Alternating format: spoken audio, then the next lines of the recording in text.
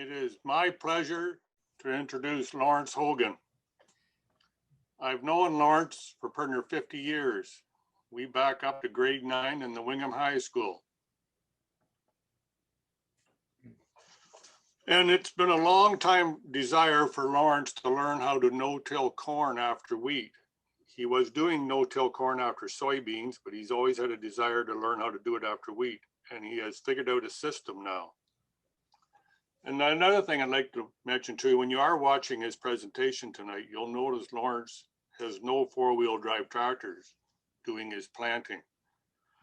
So that obviously means that when you're no-tilling, you can really save on fuel, save on wear and tear in your tractor. And when he does have his tractors out there, he's only running 3/4 throttle. So there's a lot of pluses to his system. So we'll let Lawrence take off from here. Okay. Yeah, thanks, Alan, for that introduction. And yeah, you took some words right out of my mouth there, Alan, as far as I hadn't thought about that two-wheel drive versus four-wheel drive in a long time. Anyway, so glad everyone's out to listen here tonight, and I'm happy to share our story. It's me speaking, but I guess I started farming back in '77 with my brothers.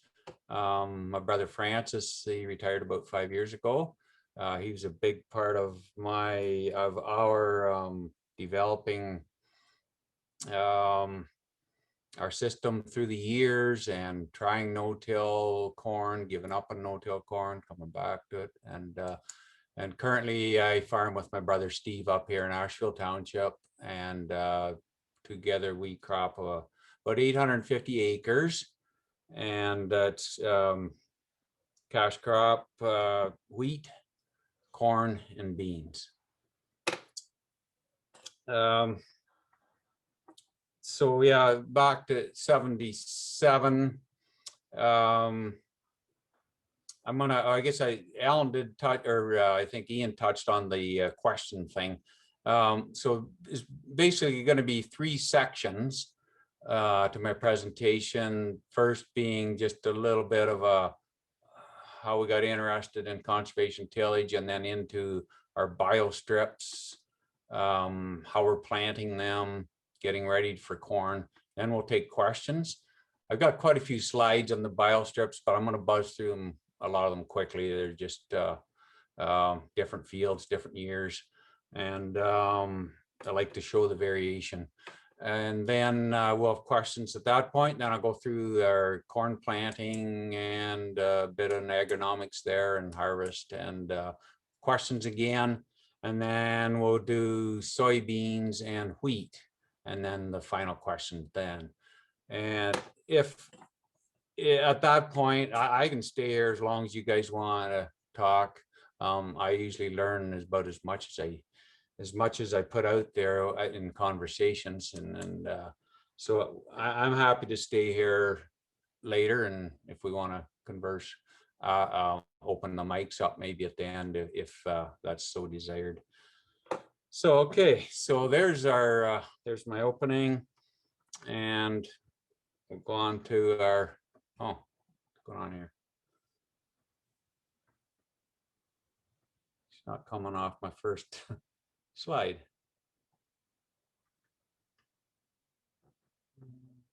Shoot.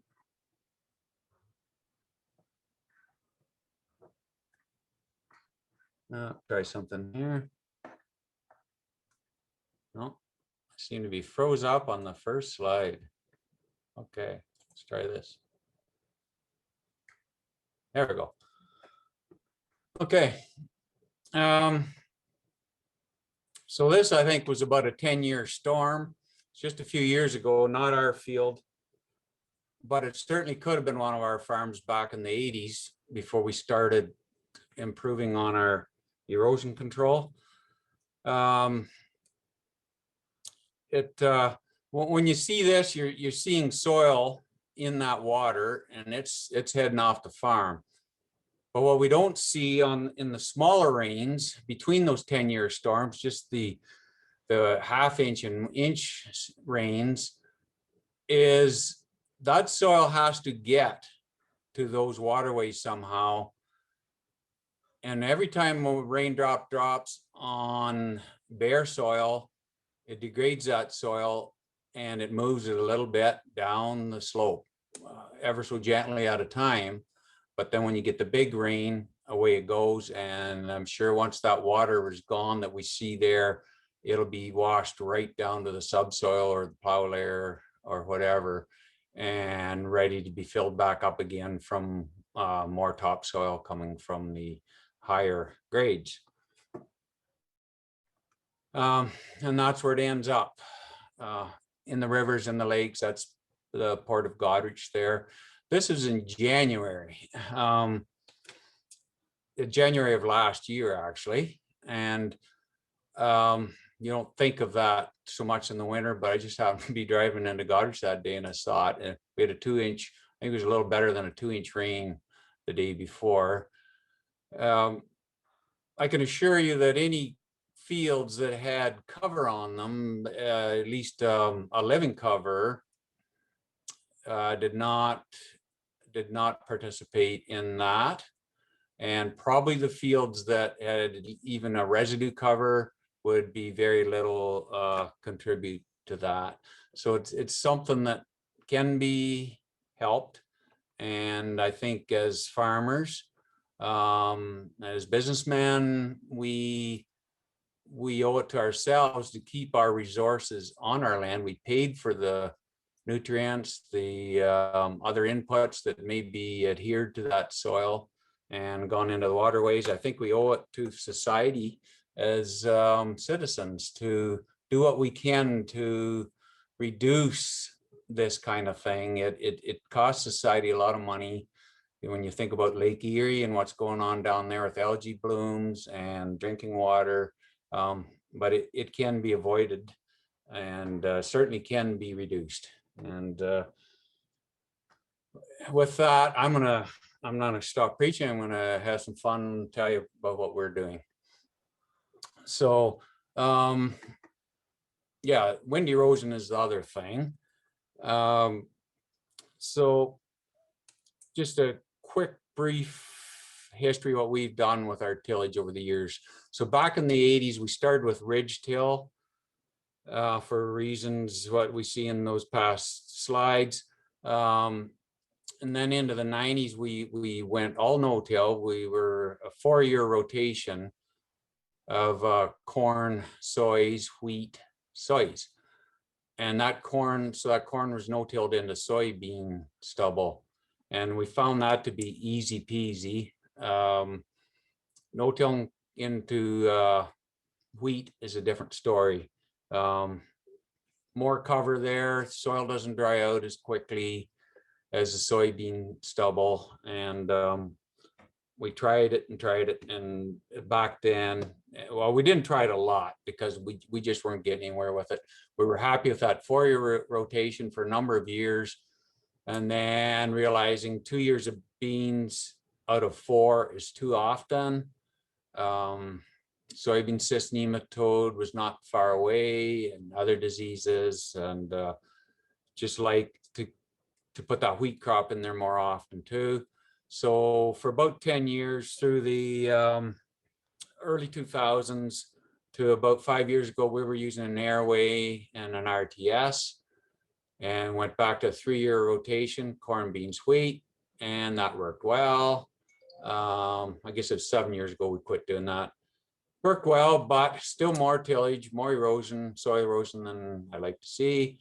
I rented an strip tiller for 2 years and worked good yields.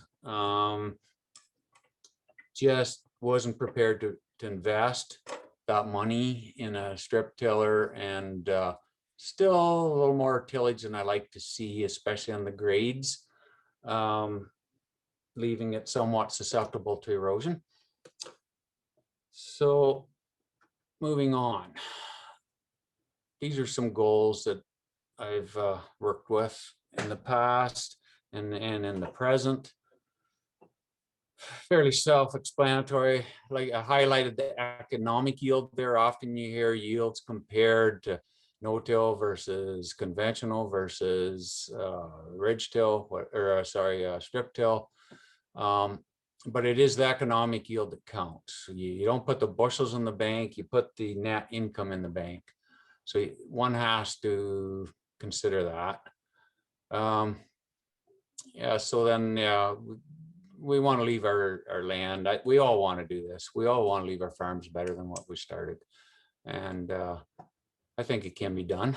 I think we're working, I think we are doing that. And have fun and enjoy the experience. The biostrips in our case, I think it's been a lot of fun. It's a new thing to try, and every year is a little different.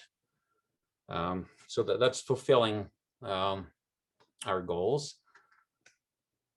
So this is, I wanted to put this up there because I want to emphasize how important I think that winter wheat, or any wheat, any cereal, is actually in a corn bean rotation. So that's showing us there what the value is to add wheat to that 2-year rotation. So it equates to $120 over the soybean and corn crop. So let's just remember that when we're trying to decide, do we grow a second year of soys or not? So in any conservation tillage system or no-till, chaff spreading and straw spreading is the #1 most important thing that I think we want to deal with. And this is a past combine. It's showing the chaff spreader that we built there. My brother Francis and I built that, and it worked very well to spread the chaff. Mainly, well, the only time we actually used it was when we're windrowing the wheat straw. And that I wanted to mention too, is that is the one thing that's made no-tilling the corn into wheat stubble possible, is to get that straw baled off. We cut it about 8 inches tall, and that just leaves the soil that much more bare in the spring, warms up quicker. And but when you're baling, obviously the chaff needs to be spread, because it'll sit there right in the ground, and you've got a 5-foot windrow of it the next spring, and attracting slugs and everything else, and moisture. Present combine, really the only thing we did with that chopper, we added those little extensions on there, and that is basically mainly for our soybean straw. Gets it spread a little bit farther, and it feathers it out at the very edge, as opposed to blobbing. That anybody that's used one of these might be aware of that. But other than that, I would say this system works perfect. It's what John Deere calls their premium residue management system. That was the main reason we traded combines. We knew this, the spreader, the straw spreader part was superior to what we had, and been very happy with it. And so I'm just going to hit this here. It's just a short little video on the harvesting the wheat that Ian made for me here. So you can see the chaff is getting spread the full width of, I guess it's a 35-foot head. As long as there's no crosswinds. When there's crosswinds, it varies from that. But generally, it's even on a crosswind, you're still spreading maybe 15 feet, or depending on the wind. Oh, so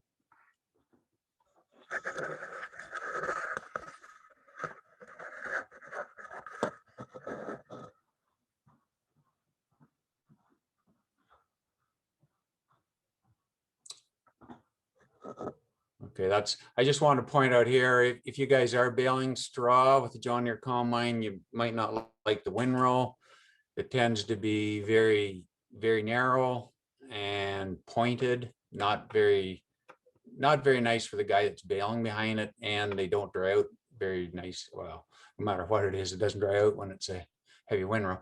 But we added, if you see up here, we widen those dividers out so it would make a little wider windrow, and that little bit of tin on there keeps the edges less ragged than what they originally were, and it sort of takes that point out of the top of the windrow a little bit.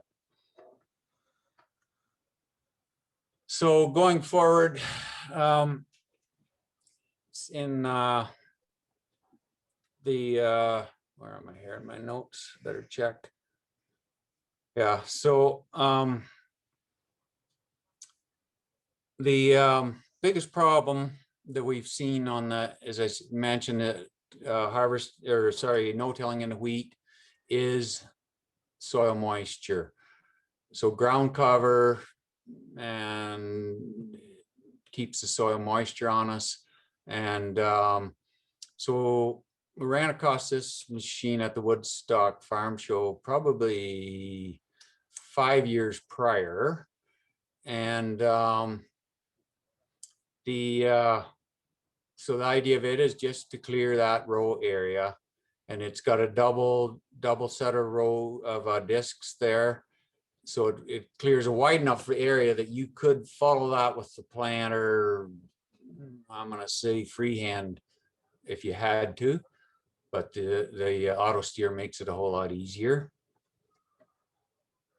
And so yeah, we purchased that in, I guess it was 16. I don't know, I can't see my date on there because there's a couple screens in my way, but I think it was 16. Yeah, it was. Yeah, there we are. So that year, we on the left is actually an oat field with red clover. That was the year we didn't get our wheat all planted, so we went with oats that spring in some of the fields. And on the right was wheat plus red clover. That pretty much shows what it does on the left, and then on the right is that would be a few weeks later. It is amazing how fast earthworms will move residue back into the row area. I guess it's not necessarily a bad thing, but I think having that row cleared also decreases the slug population. It makes it a little farther for them to crawl every night to get to the crop. And then the next year, just not happy with inconsistent red clover catches over the years, and a more limited number of herbicides we can use. So we went to summer seeded covers, and worked very nicely. I was concerned maybe it was going to be too much residue the next spring, so we clipped that September, but I did leave a check strip, and I was very surprised the next spring it mellowed away. And that check strip, I couldn't see any difference in the crop. Here, this is showing, so that straw was baled, and we sprayed off with the 4-wheeler those strips underneath the previous windrows. The volunteer wheat just too heavy, and don't want to plant into really heavy roots the next spring if they're still alive. So we elected to, or I guess this was my field, to go out and spray that fall before. Worked good. And there's corn crop 1st of July, and that was the best corn crop I had grown at that point by 10 bushels. So we were very happy with it. But that winter, the previous winter, listened to Dave McEachern from Glencoe speak on biostrips, and I was hooked right at the beginning, and came home and talked to Steve about it, and mulled it over for a month or two, and decided, I guess we went down to Dave's farm that spring and decided we wanted to try it. And I just couldn't see anything wrong with the system at the time anyway. And so we gave it a try. And here's basically how we do it. So the corn row strip there, that's where next year's corn row is going to go. So it's 2 rows planted with the drill, and then the next 2 is what we call the wheel row strip, or wheel track strip, whatever. And that's where next year's tractor tires and planter tires are going to travel. I just gotta move my pages forward here. I got a few notes. Memory isn't long enough.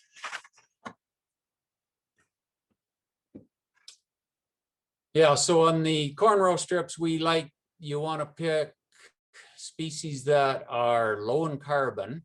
Idea there being that stuff will melt away quickly over the winter, and the next spring won't keep the soil as covered as much, because that's where you want to dry out to plant the corn.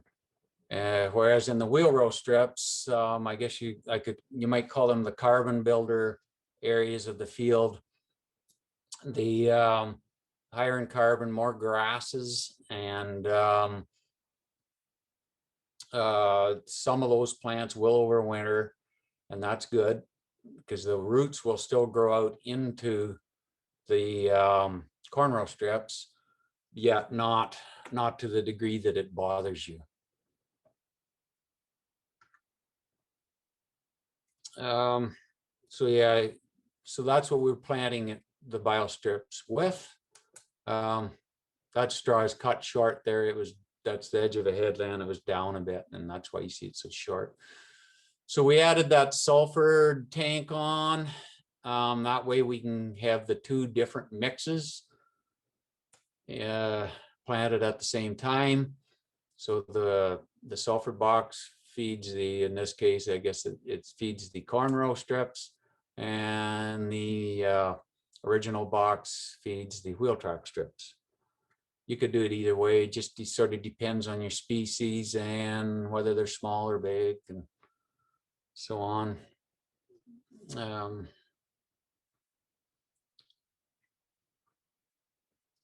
And here's this little shot. This is the first year we planted the biostrips. This field, the prevalent one there in the corn row is radish, tillage radish, some Austrian winter peas, and then the prevalent one that you see in the wheel tracks would be sorghum sudan, pearl millet. Well, the cereal rye, but you won't see it at this point. There's others in there. That was a very wet August. I don't know if you might recall. It was very wet for wheat harvest, and August stayed wet. That was the year that slugs, they stayed in the corn. It didn't cost us any yield, I don't think, or very little, but as late as the middle of August, there were still slugs in the corn. So they gobbled off a lot of the broadleafs as they came up, the clovers particularly. There's virtually no clover in there. Haven't had that issue since, but there was a lot of it that year.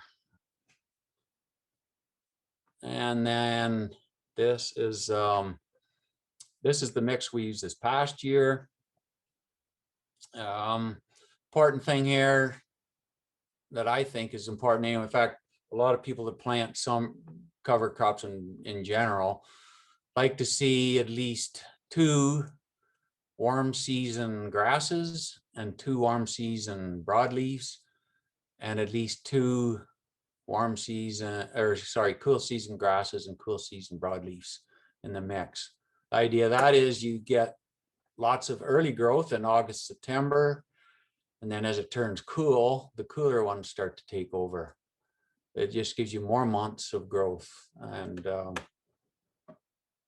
which is what we want. We want to build carbon. And that's just another shot of a more recent, I think, 2018. So we haven't changed very much since then, just a few species. And then that's what it'll look like a month or so later. And a little later again, here this year we're seeing, or this past year, I mean, see the sorghum Sudan and pearl millet is very prevalent there. Now that was, I can't even see my date on here, but that would have been September. So it wasn't much later than that. We got that September 19th frost. And so that didn't get a whole lot bigger than that this year, the sorghum Sudan and pearl millet. This is showing, that's one of last year's windrows there, wheat straw windrows. This particular field, we tilled it after wheat harvest the prior year, so 2019. Tile drains had been split three years prior to that, and so we tilled it on an angle, and it was dry at the time. We got the cover crop planted, and then we got a small rain, about a half an inch of rain, and it was enough to germinate everything, but the wheat sitting on closer to the surface got the jump on the cover crop, so it didn't compete. The cover crop did not compete really well in those strips. Whereas our other fields that year were straight no-till, and the wheat was almost non-existent. And that reason being, we got the cover crop into the ground and got enough moisture to grow, whereas the wheat sitting on top did not. In fact, some of this wheat actually germinated previous rain, maybe probably 4 days before planting. So just different every year. And then this is later again. Here you see what we see there in the wheel track strips is barley. There's lots of other species there, but at this point, from a distance, it looks like the barley's prevalent because it's out in head. And then faba beans in the corn row strips. And there's what it looks more close up at that time. So there's lots of growth in the canopy there. Lots of flowers. Probably have about 8 different species that will flower most years. That's 2019, I think it was, or 18, I forget. Yeah, I can't see that. You guys likely can. That year, the sorghum Sudan, it got to be about 5 feet tall, and still not dead at this point. Lots of growth. And the bees, they like the flowers that time of year. There's none of our crops basically flowering that time of year, unless there's maybe some alfalfa, 4th cut alfalfa out. Red clover, of course. And so this takes us to controlling the volunteer wheat in the strips, in the swaths, I should say. And I just want to show this shot first, just of added interest. We've used that little machine for about 30 years. It's got a 30-foot boom on it. It has saved us a pile of herbicide over the years, just going out there to spot spray here and there, maybe 15 feet or 30 feet around outside of a field. It's quick, easy, cheap. Yes, it's been a good thing for us. So here we set it up for band spraying. So we're going to just go down down those swaths, and we just want to kill the plants, or the volunteer wheat mainly is what we're going after, in the corn row strip. and would like to leave the wheel tracks growing.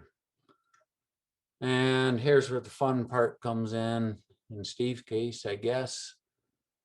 There, he's having fun.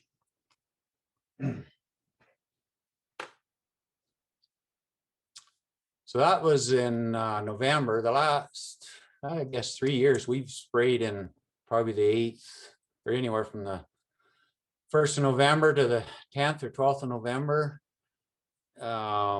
Sometimes after snow, sometimes before snow, and it's always worked well.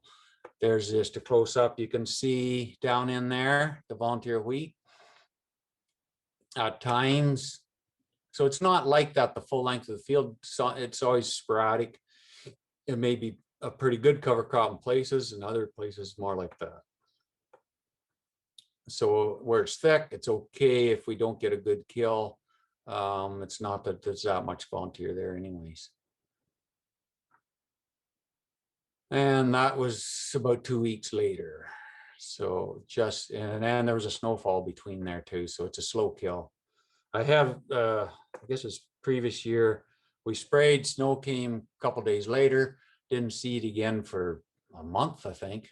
And it still was looking green just because it's so cold, but it all died off by spring, no problem. Some notes.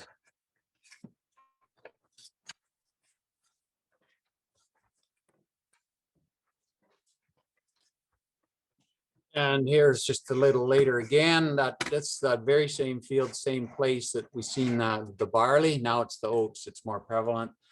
The fava beans are starting to darken. They're pretty well done their growth there. But in the canopy, there's still lots of growthy plants there. Now the real winter cool season ones are taking over. Like you see clovers in there. Phacelia lasts a long time too.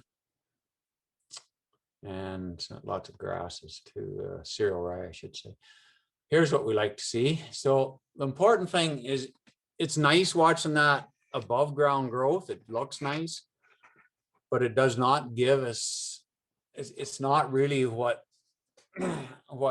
is giving us the value over the years. It's what the roots are doing is what really counts.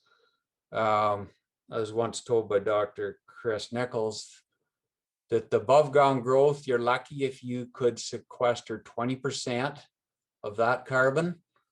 And that's why I'm not too worried about baling wheat straw.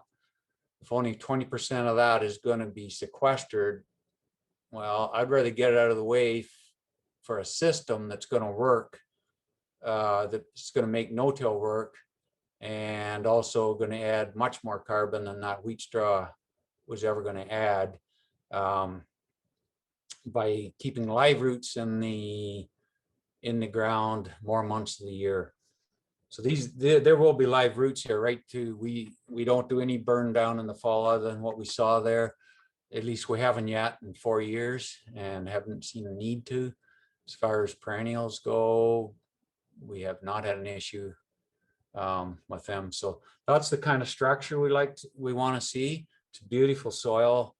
It is the nicest soil that I've planted corn into in my memory. And there's a chickling vetch with some nice nodules on it. Fava bean with a bunch of nodules on it. Fava beans are an interesting plant. They turn very dark. They turn pretty much black. And the thing that we think about them is the next spring, they're in that corn row strip, and they will actually help to, we think, it's a theory, that they help to warm that soil and dry it in the spring. Thinking we'll want to maybe plant them a little thicker in years to come. There's a sunflower that Steve and I are looking at. Oats. And that was in January. See the earthworm there. that he was only about 2 inches deep, still happily wiggling around. So I guess he's doing us some good. I didn't expect to see him that shallow, but it very nice, nicely aggregated soil that it's just full of roots, and that's good. We've got a happy hawk there. I have noticed more hawks around. Is that good? Is that bad? I'm not sure. It's nice. I like it. There's just a sign we have a lot of mice there. If there's mice there, I think the only crop there that's attracted them would be the barley. I think it got almost a soft dough this year. Anyway, the hawks like it. In fact, this winter, for the first time in my life, I saw an eagle flying over this field. They just seem to be coming back these last few years. And there we are, February, last week. I took that picture. 2 feet of snow there now. I guess if we're out west, that'd be a great thing. Here, I don't know if it's here nor there. I have a field kitty corner of this that is corn stalks. We cut our corn stalks about 14 inches high. The snow there is only it's not even quite that. It's about 12 inches deep. This here is a full 2 feet. There's a good foot of faba beans still sticking above. And you can see the windrows right there and there. The wheat windrows. So the number one, the crop was a little thinner there. Number two, the four-wheeler drove there to spray and pushed a lot of it over, so it's not as tall. We did spray all of our fields this year with that four-wheeler. The way the weather went, we planted into very dry soil the end of July, and about 4 days later, we got a good 2 inches of rain over a 2 to 3 day period. So the wheat, even laying on top, germinated and took off, got a head start on our cover crop just because it was up and the cover crop was still on its way up.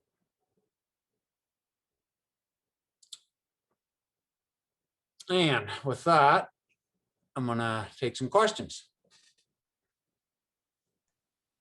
Okay, so first of all, I've only got a couple of questions here, Lawrence, but I just want to make sure that the crowd as a whole knows how to turn the chat on so they can be watching that and adding questions. So folks, if you take your mouse and you go down right down to the bottom of the screen, a menu will come up with things like your microphone and your video and stuff like that. And right in the middle there is a chat icon. And if you click on that chat icon, that opens up and you can all see the questions that are being asked. So please open that chat up and throw your questions forward. So Lawrence, the first question comes from Dr. Francois Tardif, who's the weeds professor at the university. Mm-hmm. And Francois is asking, what herbicide do you spray to kill the volunteer wheat? It was glyphosate. Straight glyphosate. Straight glyphosate, yeah. Yeah. We sprayed probably a little heavier than we needed to, but we have the full liter of heavy rate. Reason being, well, this year particularly, we weren't sure about coverage. We didn't go that heavy other years, but this year we had more cover crop covering some wheat, but that's only on a 12-inch band. Yeah, 4 12-inch bands, so that's 4 feet out every 34 feet that we're spraying. Some people have tried, I want to say select, but that's not right. It is a soybean grass herbicide anyway. But Assure, well, it isn't Assure either. It's in the same family, but Assure would work too, I believe. Yeah, if you wanted to let some of those broadleafs live, you could do that. But by the time we're spraying, it's November. In that row, all that's there is faba beans. They're dying off.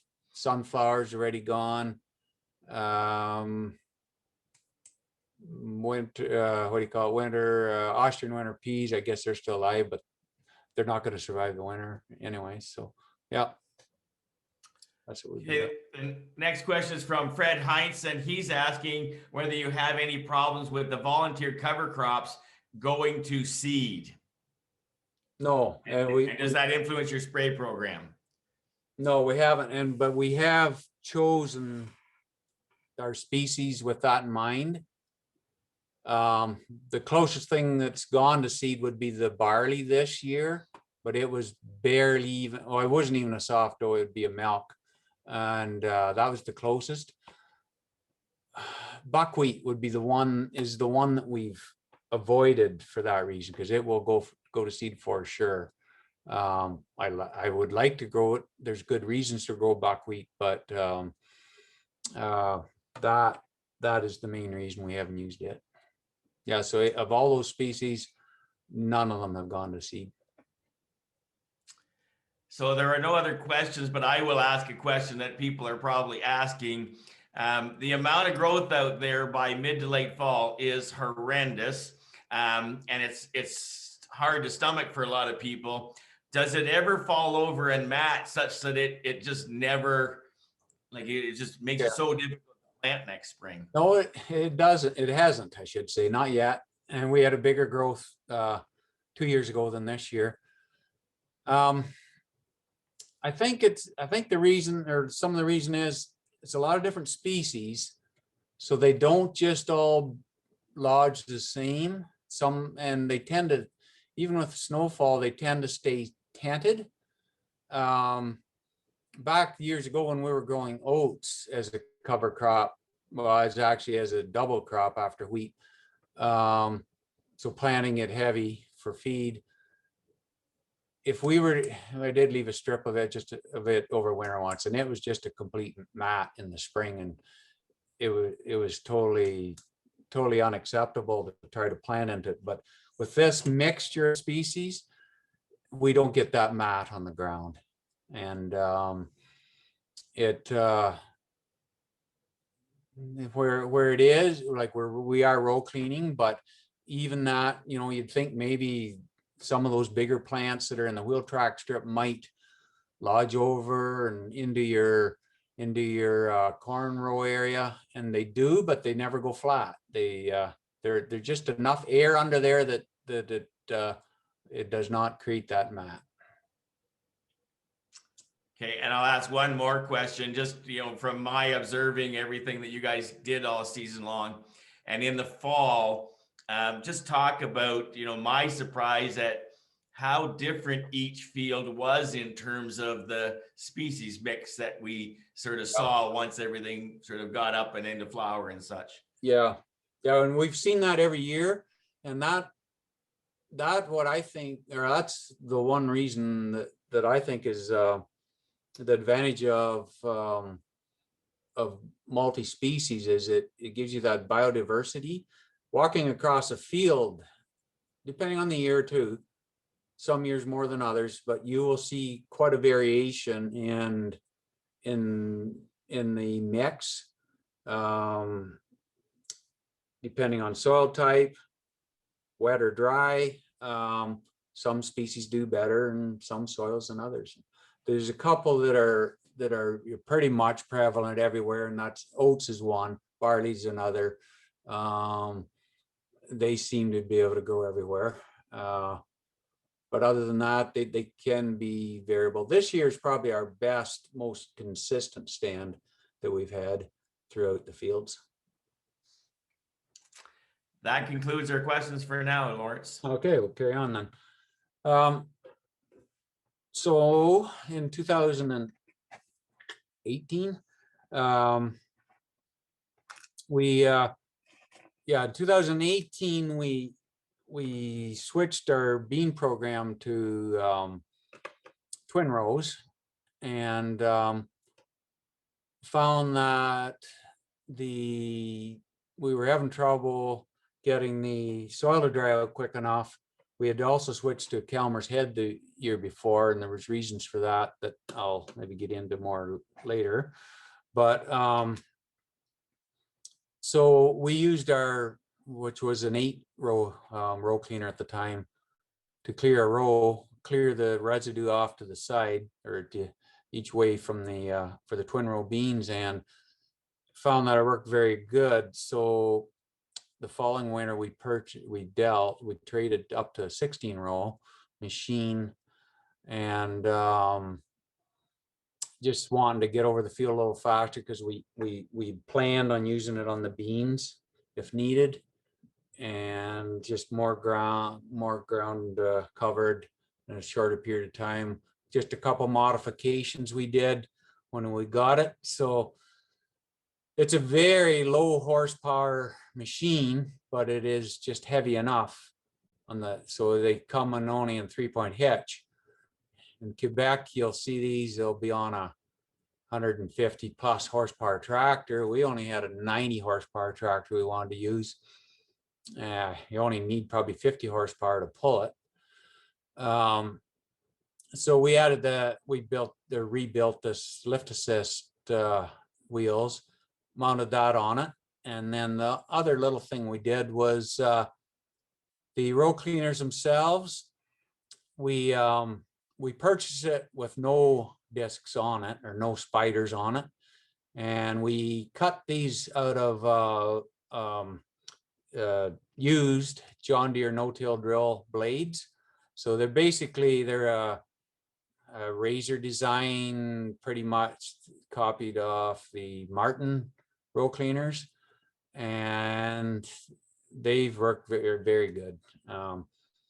We also, the second row back here, we cut them an inch smaller in diameter. From the factory, they came out the same size, but we found on our previous row cleaner, well, we did the same thing there. We cut them shorter. We found that second row, being that it wasn't riding on as much trash, would dig in and start to move a little bit of soil. So we lessened the diameter on them to improve that. So here's our corn. Well, this is basically our fertility for the 3 crops. Yeah, we based on combination of removal and soil test levels. So ahead of the beans, 150 pounds a K, broadcast normally in the fall. If it doesn't get done in the fall, if this soil does not, the conditions don't permit, we'll wait and do it when it's dry in the spring, or the very, very, very tail of winter, maybe when you get those frosty nights. And then the wheat, 100 pounds of maize as a starter. So we use that sulfured tank for that, sort of a dual purpose that way. Before it, we had liquid on and using 1034O. We switched from the liquid to MAP first, just going from that 1034O to the MAP. The price that year was half the cost. So 3 years of that would pay for that sulfured air delivery system. But then just this past year, we switched to maize. Not sure if that's the right thing or not, but there's reasons to think it is. And then just to simplify things, I'm not going to go through everything here, but basically 140 pounds in on the wheat, 70 early, 70 late. And then the cover crop. So this is where the rest of the P and K gets put on the rotation. So right ahead of planting, or could be right after. I prefer right ahead, so we're not packing the freshly planted crop. So that 25 pounds of N there, not sure if it's necessarily needed, but that comes with the MAP, and that's okay. We see a lot more growth from it in the grasses in the mix, and in my opinion, more top growth makes more root growth, which makes more carbon. And then in the corn, the so starter My dad's making me is listen the to this. 100 pounds maz plus 30 pounds of 0060. And then also we're Orange dribbling Hogan. with that starter 12 gallons of the UAN ATS mix. And so that goes right in the trench on one side of the row. On the opposite side of the row, dribbling on another 6 gallons of that UAN ATS mix on the opposite side. And then side dressing, I'm going to say an average of 110 pounds, give or take, depending on the field, the conditions, the yield guesstimate, I guess I better say. And those are our sort of an average of our or range of our P and K levels.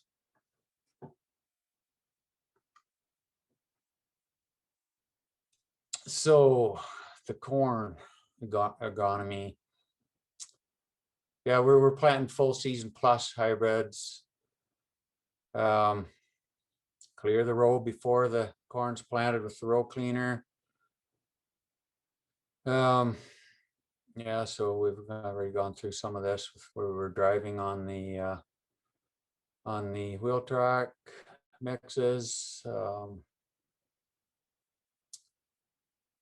Yeah, this note here, I do have row cleaners on the planter because I did need them at one time. They're really not needed there. They just float along, just tatter along.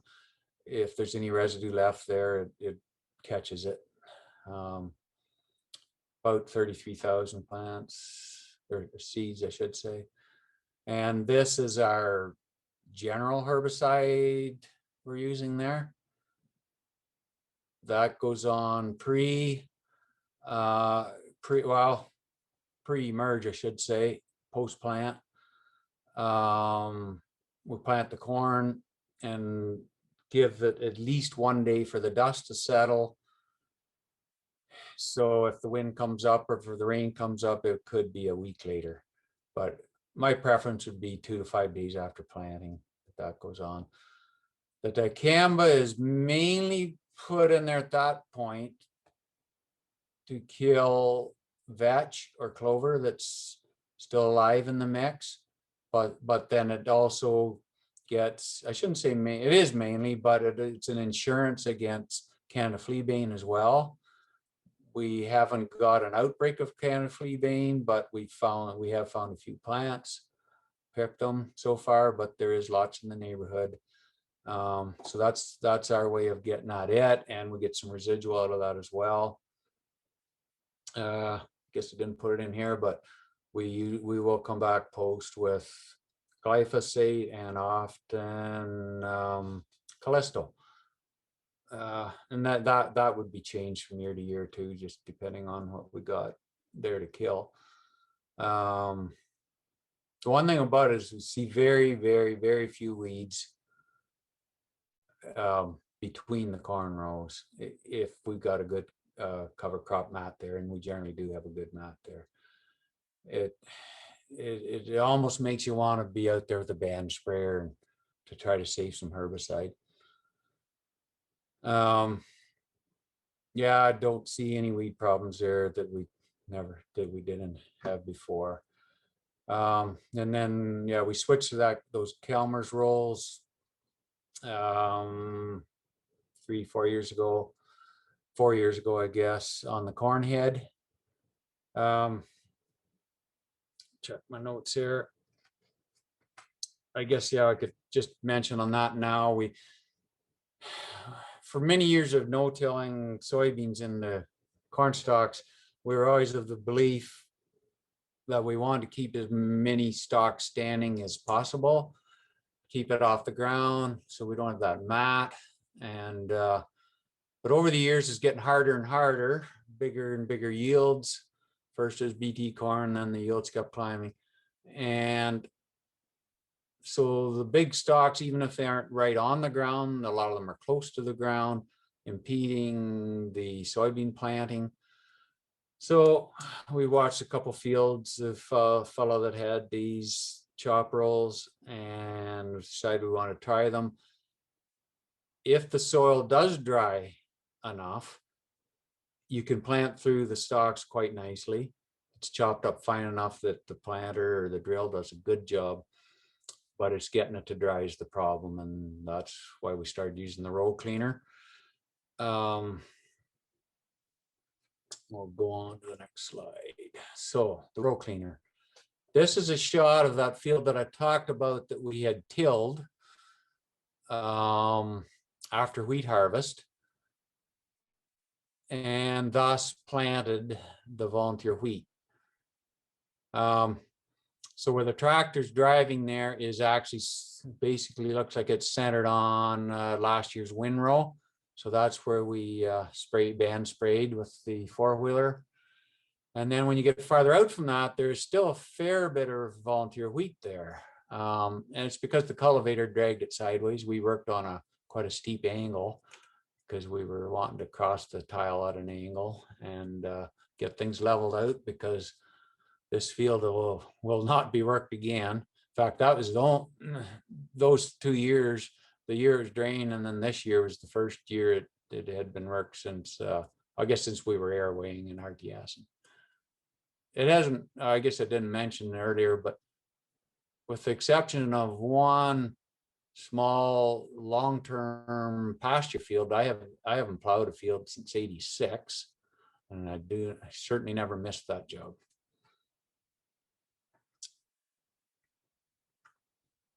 And there's what it looked like after. It looks from in this view, the fair bit of volunteer there yet in the where the corn's going to be planted, but it's really not. It's not an issue.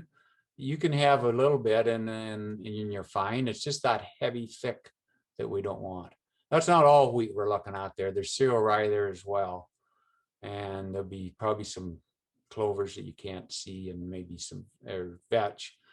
Vetch doesn't really take off real well until later than this. And then this field is a field that had been no-tilled previous year, so the volunteer wheat didn't get a chance to grow there.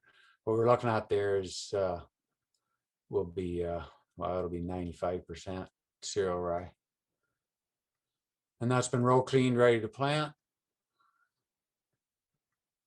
So we normally will row clean, I would say 2 to 3 to 4 days ahead of planting. Sort of gauge it by the weather forecast, how dry the soil is, and sometimes just the day before, but it just depends what's needed and when.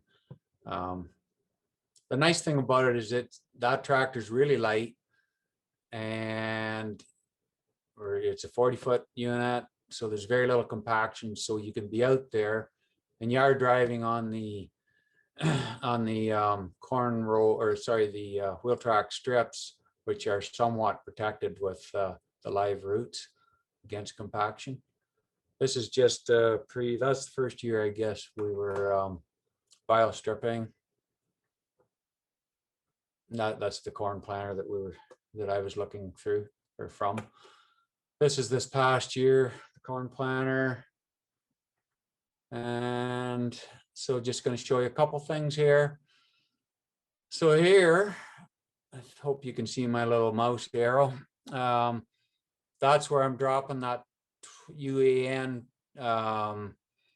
ATS mix right in with the dry fertilizer on the one side of the row cleaners, which are just floating along. We also did the homemade spiders on this too. A couple years ago we did that. You can do that for dollars. Like, to buy those, I think from Martin's, they're like $65-70 each. We got them cut with a plasma for $3 or $4 each. Once he's set up, it's very cheap. Got Delta Force on the planter. I think that's a plus in any kind of tillage system. And on to the next one. Didn't get this whole planter unit on that slide, so there's the back half. Here's where we are dribbling on the opposite side of the road, another 6 gallons of that mix. And yeah, and we've got the Yetter closing wheels, twisted Yetter, they call them. Tried a lot of different ones, probably about, got to be 5 or 6 different ones over the years. Even years ago, we were trying different ones too. Martin's, I guess, back then. I'm talking 30 years ago. But these are what we've been the happiest with so far, at least for this situation. Yeah, like it also pretty good in sandy soil. I think if you're in conventional, it would maybe be a little too aggressive and leave the soil too loose and dry out. Maybe have to switch them back to the rubber wheels. But we haven't been doing any of that in recent years. And just another shot. I'm going to go through a lot of these quicker now.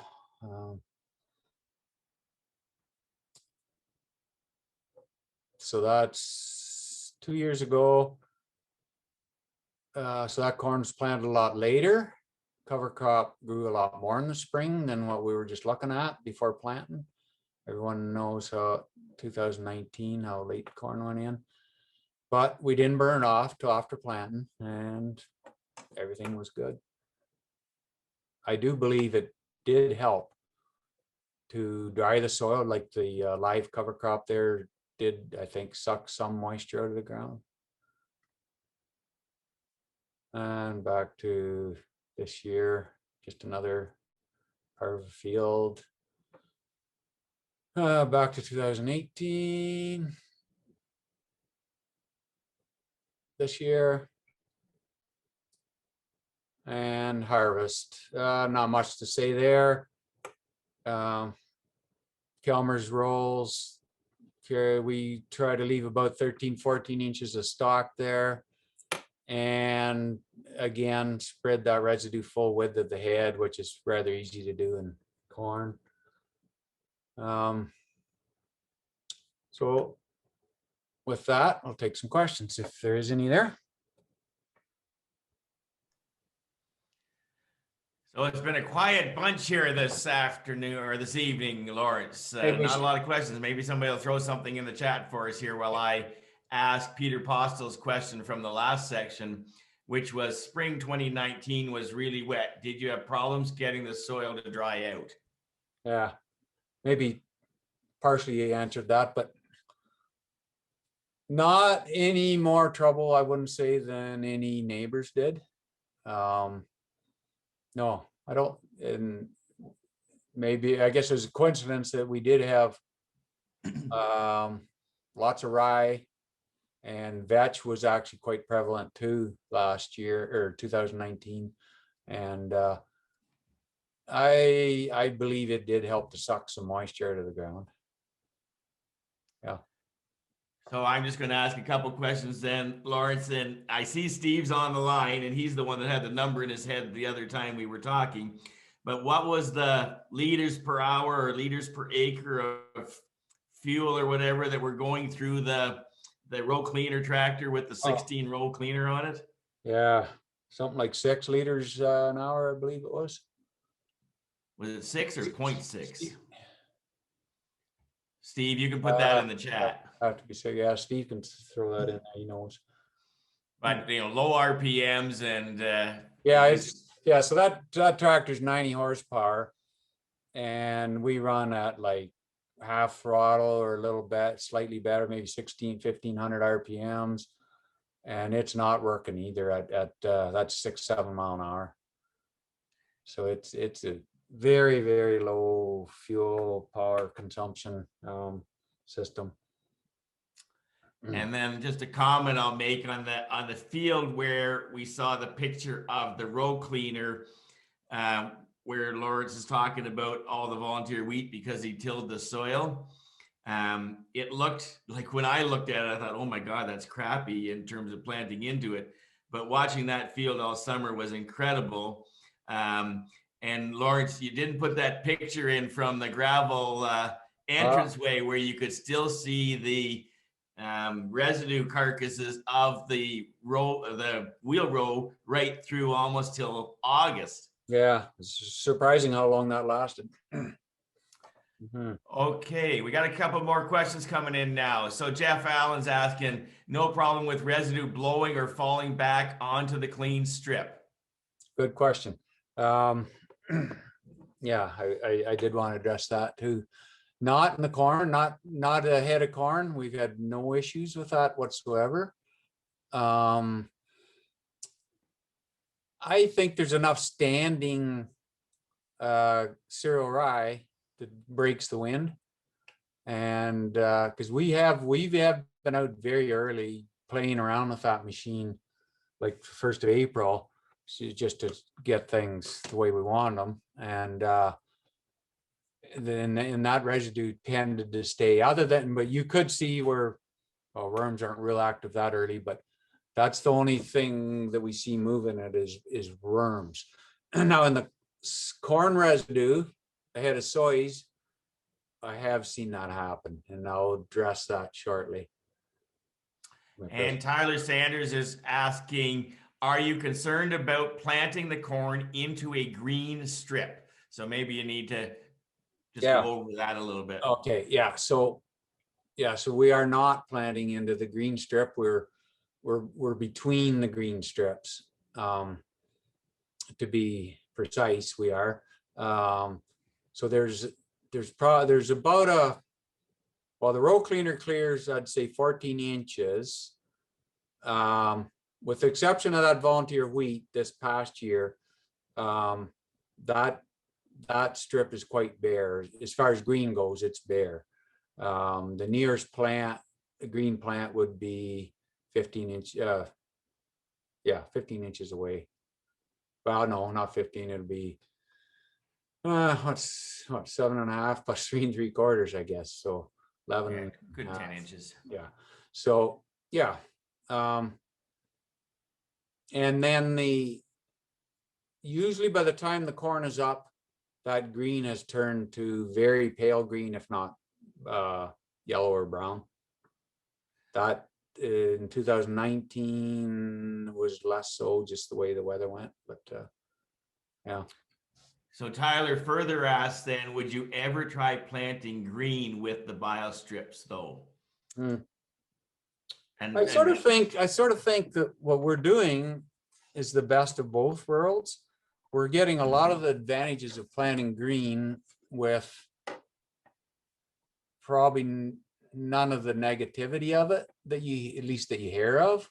I'm not saying I wouldn't. I would tread lightly on it, because we think we are planting into some live roots there now. Just the roots in that corn row, or sorry, in the wheel track strip, they migrate out into that area. I think we're getting that green bridge that we want. A little bit apprehensive just to go right into green. I'm not saying it's wrong. I'm just saying I'm apprehensive. We're really happy with what we're doing at this point. So, yeah. Okay, another question. Owen Wright's asking, would you consider putting down some of the fertilizer that is on the planter through the row cleaner machine? Yeah, there's been different people talk about that. I don't know why you could not. It'd be, strip till with a little less tillage, maybe. In a larger acreage, it would certainly speed things up. We're okay. We're 8-row planter and only planting 300 acres of corn. In Quebec, I've seen photos of that same machine with a coulter on the back. The way it's built, the row cleaner's out front, so there's no reason you couldn't very easily add something to the back of that toolbar and say pull a cart behind. Yeah, if you got good GPS, why not? So I had asked Tyler whether he was asking about having an overwinter species in the corn row, and his response back, we were forced into planting green in 2019 and found no issues. Just wondering if anyone else has been trying that. Yeah. Okay, I think we're at the end of the questions. And Lawrence, just to bring people up to speed, because we're an hour and 10 minutes into this, and Whoa. you've got one more section to go or two? Just one. So one more section, then we can answer questions, and we may even try and open it up to ask people to ask their questions by voice and get some discussion going. So Sure. turn it back to Lawrence. Okay. All righty.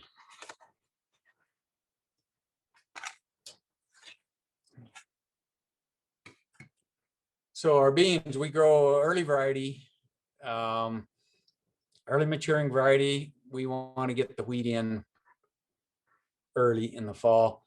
So we're growing about a 2,700 heat unit bean. So we're planting both with seed drill and the corn planter, so twin rows. Our burn down, Roundup, Aragon, Sancor is sort of what we've been doing the last couple of years. There again, thinking about flea bane. And that residue cleaner we're using ahead. Not every field every year, but as needed. If the soil's dry, we don't feel we need it. There it is in the field. That's one of Ian's shots last spring. This field, this was in that cold spell in May. Soil was nice and dry. This wasn't necessary other than it was calling for rain to come. It's too cold. I didn't want to plant, or I wasn't going to want to keep planting. So I went ahead and row cleaned it, but the wind blew that day before the rain came later than they said it was gonna. And in fact, it didn't come much for another 2 days, I think. And so some of that did blow back in. These rows are north-south. It was a west wind. And we did see some of that blow back in. Not drastic, but enough that it, well, I guess it pissed me off. So there's the planter in that field. You can see lots of bareness. It just isn't totally clear and bare. The west row in each row middle tended to be into the residue more than the east row. And there's a seed drill in another field. That's a field that Steve had row cleaned, I'm going to guess 2 days ahead of the seed drill. And you can see how it is much more bare.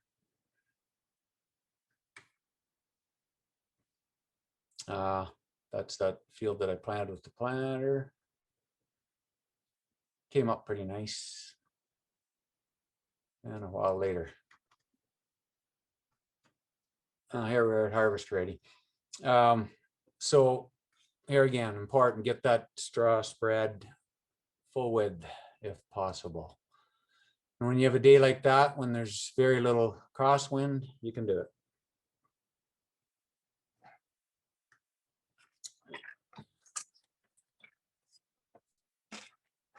So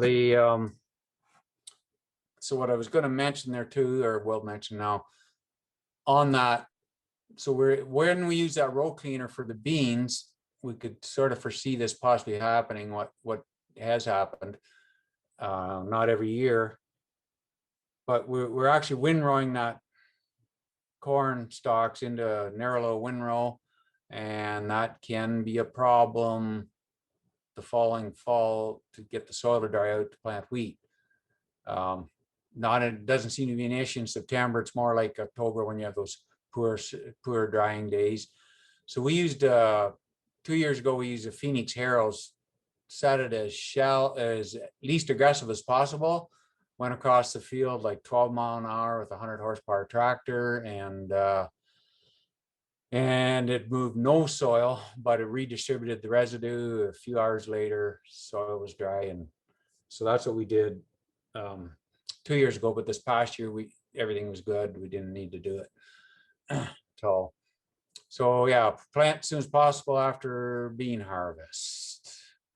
So we're lining those wheat rows up with the previous year's corn rows, straddling them. That way you get the better seed to soil contact. 100 pounds mez with the seed. And I guess we already talked about the nitrogen, straw baled and chaff uniformly spread. There you can see the corn rows between the wheat rows. It's not that hard to do. Oh, one thing I didn't mention, back in planting the cover crop, and it shows it in the one picture, but I missed it.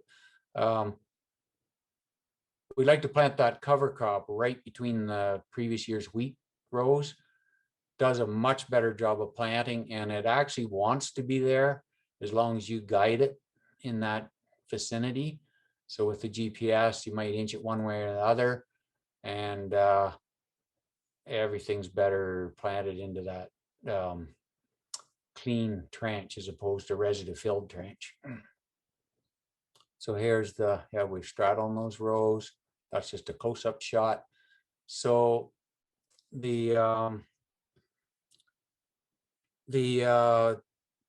by driving on when we're planting twin rows, a lot of those rows end up getting, the corn rows get tramped with tires, and it flattens them out like you see here. So even if you are into them a bit, it's not as big of an issue as it used to be. Before we used the Kelmer's head and we were planting 15-inch rows, there was no control of that residue where it was, and you basically had to plant through it. And the bigger stalks, the bottom half of the corn plant, I know it caused us some wheat stand, whereas with this system we get a nice stand. In the year that we used the Phoenix Harrows, spread that back out again, it wasn't an issue either because it's all beat up and small pieces by then. Ooh. So we're at the end here. The way this is, I can barely read it because a couple of screens are in the way on my right here. But so just a few notes. We can control some things we can't, as far as water evaporation and infiltration. Sometimes we want more moisture, sometimes we want less. So we can increase residue cover, and that helps to stop soil crusting, as well as by the rain prior to planting at least, and helps to stop or decrease that soil degradation, and it conserves moisture once the crop is growing. We have the ability to increase the water holding capacity. We're by increasing organic matter in the soil with exudates from the roots. That's actually where the plant adds most of the carbon to the soil, is the exudates from the roots. So as it's growing, it's exuding carbon. Improve soil structure, living roots. Living roots, I think, is important. We want to get into more of it, like in our corn crop as well. We've tried a few things there, not successful yet in interplanting or after planting. And the evaporation thing there again, I guess I touched on that already. Yeah, living cover crops actually decrease the moisture when you want them to, and the idea is to kill them when you don't want them to. By moving that residue bare the soil, we increase the evaporation, let the sunlight in, and later in the season with more cover, we're going to decrease the evaporation in July when we want to save it. And with that, we're going to go on to this. So yeah, the less tillage means more time with family. Nobody is going to complain about that one, I don't think. Lots of fun. And so let's leave that soil. Let's build that soil for the future generations. That's one of my little grandsons standing out there. That was this past year, and I guess he's about 4 feet tall. And that brings me to this slide. Nobody's going to argue, I don't think, that Ian is outstanding in his field. In this case, it's my field, but he is outstanding in his field. He does an incredible job. Couldn't have worked with somebody better this past season, followed us around. He was so obliging, it would almost make you sick. If I changed my plans, no problem, no problem. Ian always made things work. He has brought a wealth of information, made it available to Ontario farmers over the last many years, with the programs he's put on, Farm Smart and SWAC that he's worked with, social media. Very, very deserving of a round of applause. I just wish we could do that right now. I guess you can at home, but it's been great to work with you, Ian, and thanks for all your help. The nice thing is we've had some good visits this summer from a safe distance, and I've always gone away from every one of them. Steve would agree with me that we always learn lots chatting with Ian. So yeah, it's been good. Thank you everyone for sticking with us. I went way overboard here, but thanks. I never would have given you that picture if I knew you were going to do that. Very fitting, Ian. Okay, you ready for some more questions? Yeah, sure. Shoot. Okay, here's one that I've been interested in too. So Mike Bierman, thanks for asking it. How would you or could you put or fit manure into this system? What I would do, and we used to work with manure. We had cattle up to 10, 11 years ago. So we grew oats every year after wheat as a forage, either for baling or sometimes grazing. But I would spread the manure right before planting. The main thing is have a good spreader. I also got liquid dairy manure from a neighbor and did the same thing. I liked to do it right before planting. If you were guaranteed that it was going to get done quickly, you could do it right after planting. I'm thinking that forage is going to take those nutrients up before they get away on you. So yeah, that's all I can say is a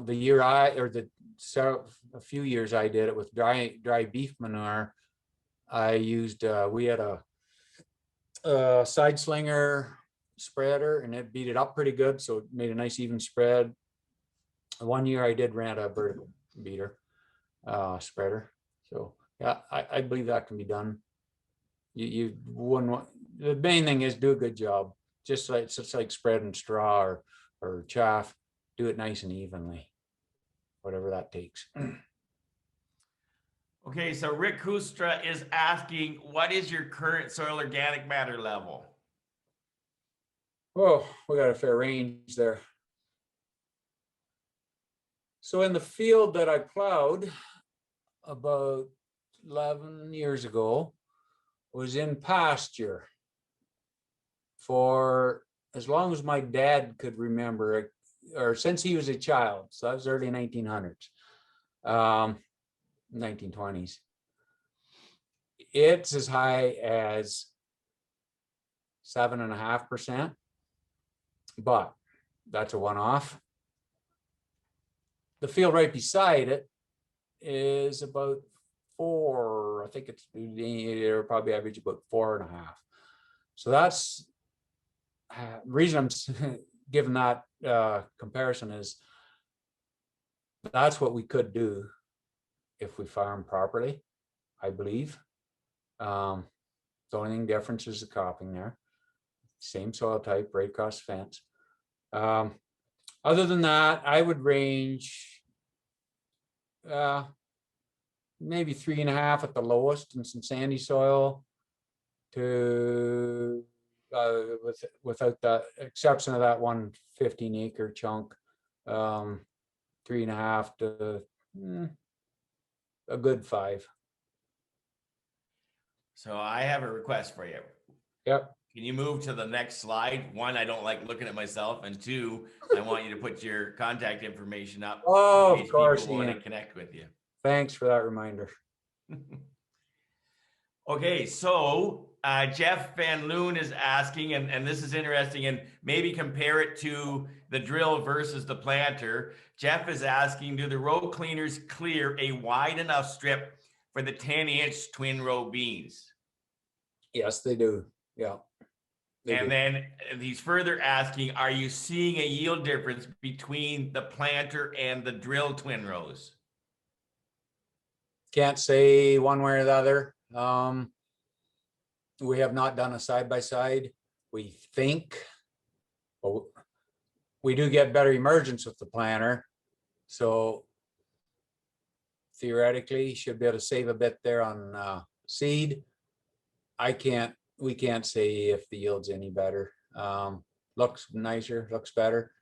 And on the residue clearing, it clears wide enough, but I have gone to narrow gauge wheels on the planter just to keep the gauge wheels off that residue as much, thinking get a better depth control there. Jeff Allen was being a bit facetious, but he sort of said, can you do it without GPS? Huh. Yeah, years ago, probably 30 years ago, I had that idea of clearing residue, and I went out with the planters in an alfalfa field, took the spring tension off the row units and took the drives off and everything, just ran the row cleaners. And went back in and planted, trying to do that clearing thing to warm things up quicker. And I did follow it. That was before the years of GPS, and that was a much narrower strip. I think so, yes. If you haven't got extreme side hills, I think so. I would prefer to have GPS, but I absolutely prefer it. If you weren't concerned about your guest rows being nice and even, say the following year for planting beans, maybe depending on if you're even widths with corn and beans. But if that wasn't an issue, your corn head wasn't a big issue, I would certainly try it. Okay, Brent is taking us back to the drill and asking you to expand on the addition of the sulfur tank to that unit, modifications needed, etc. Why don't I just buzz back?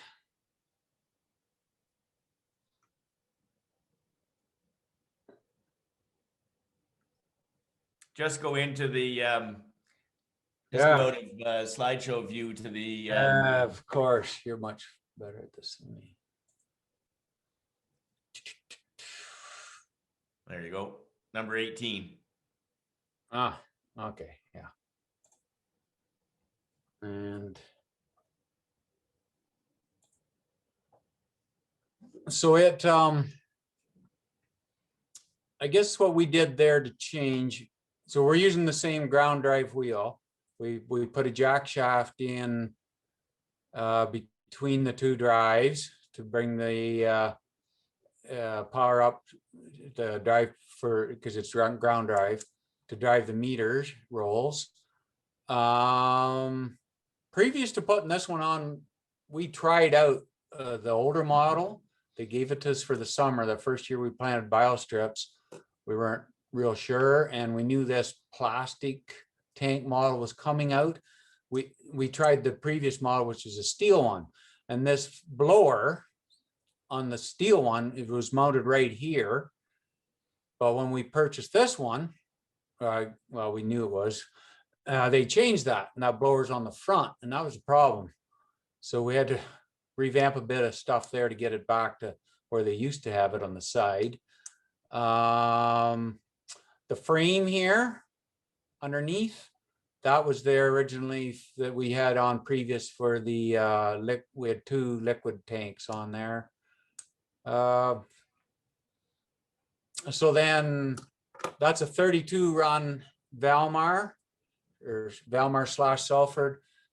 So we use all those runs for applying the fertilizer to wheat, but we only use half of them when we're planting the biostrips. And they get, so that seed gets blown down, and I have not got a good shot of it, but right there, I hope my mouse is showing it, is a Needham Y air brake. So that's where the fertilizer and the wheat seed gets merged together. But in the case of the biostrips,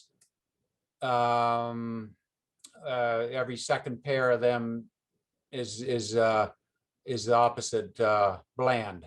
So there's only one seed type, or one half of that Y getting fed there. I think could explain all I can there.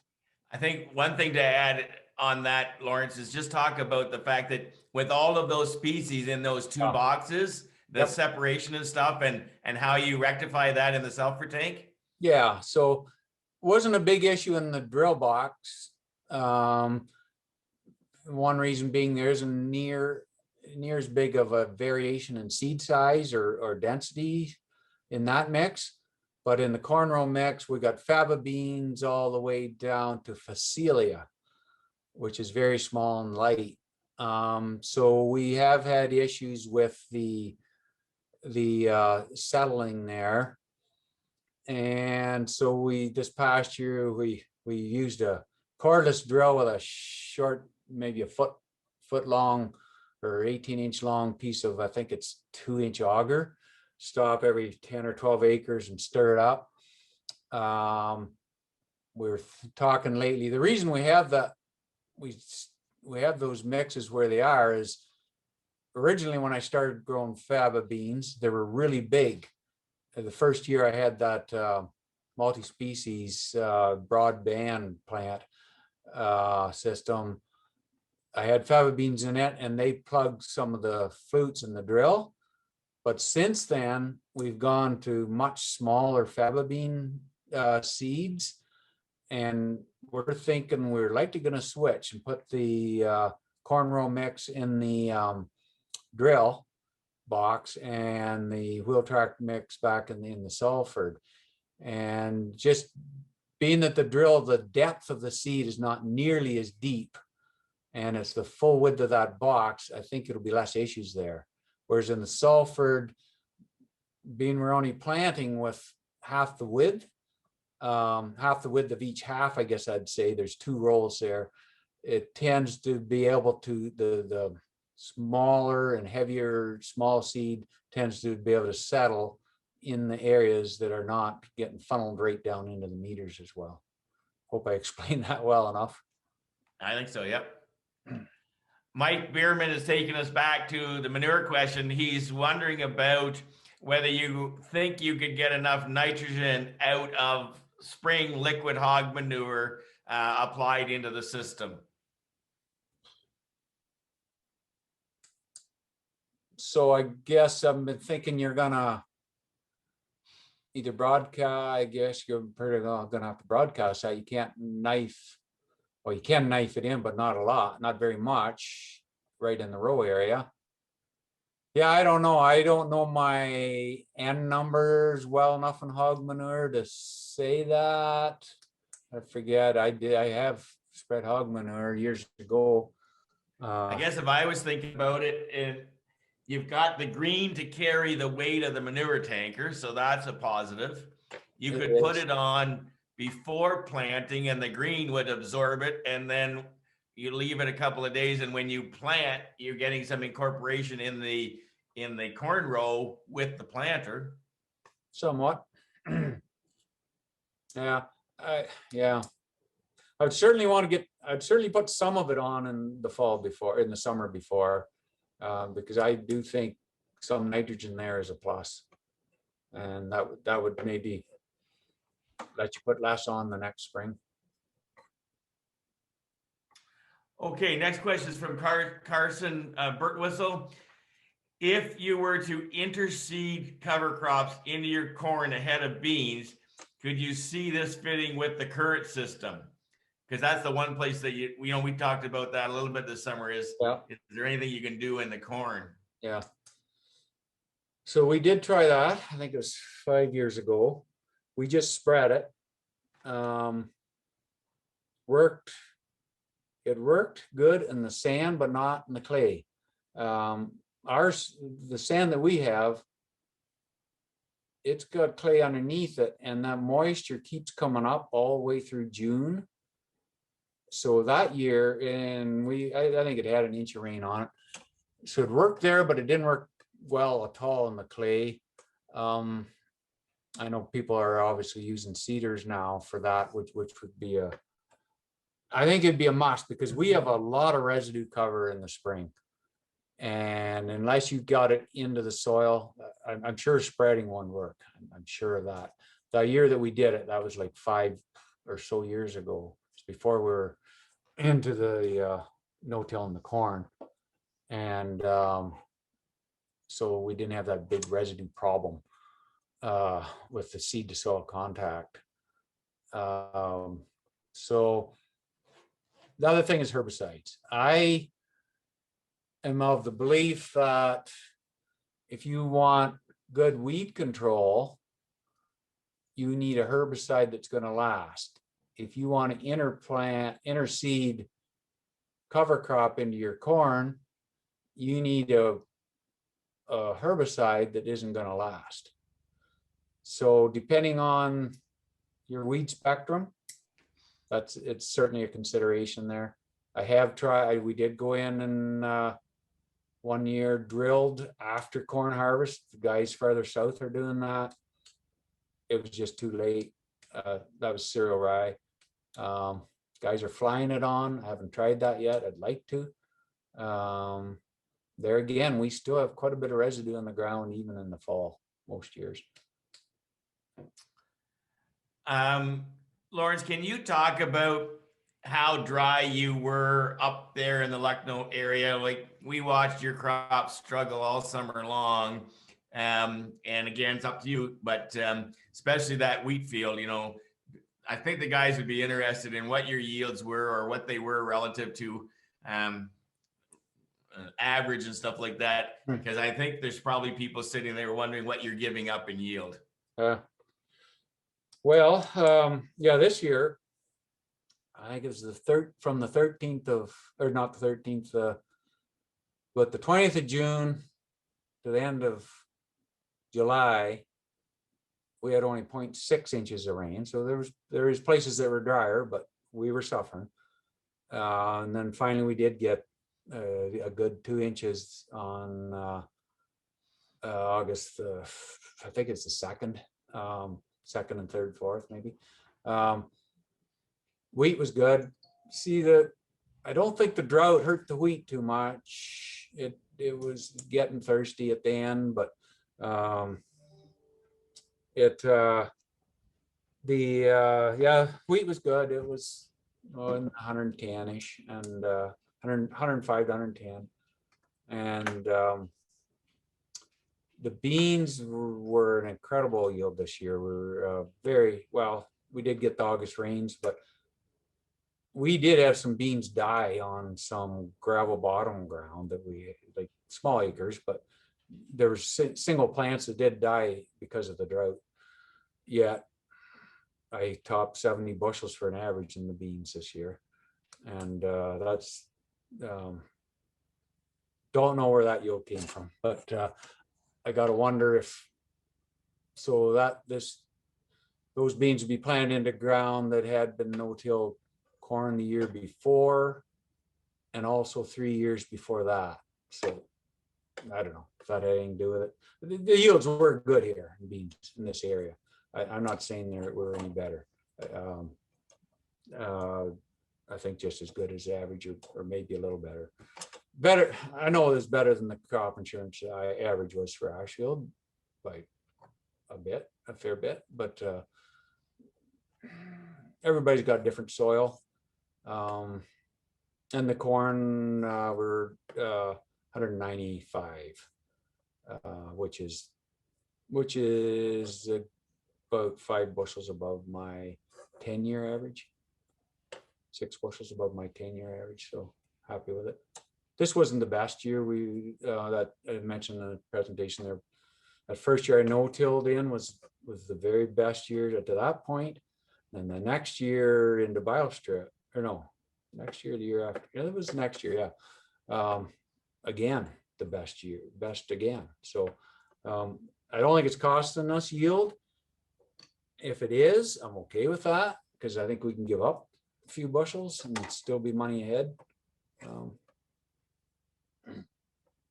Yeah, that's, but So Larry, and apologize, Larry, if I make a mess of your name, Platzer is interested in taking you back to your conversation on slugs. You had mentioned slug issues in the past, but nothing in the sort of the recent full move to biostrip. So maybe talk about that a little bit. okay. No, the only year in corn that I can remember my whole life that we had an issue with slugs was, or sort of a scary issue. I don't think it hurt the yield. And that was that first year I no-tilled into the summer seeded cover crop. I think everybody had slugs that year, maybe even a few conventional farmers, and they stuck around till August. But that it didn't. I don't think it hurt the yield in that field. One other year, quite a few years ago, had slugs, like I'm talking maybe 15 years ago, had slugs in a cornfield that had been no-tilled in the soy stubble.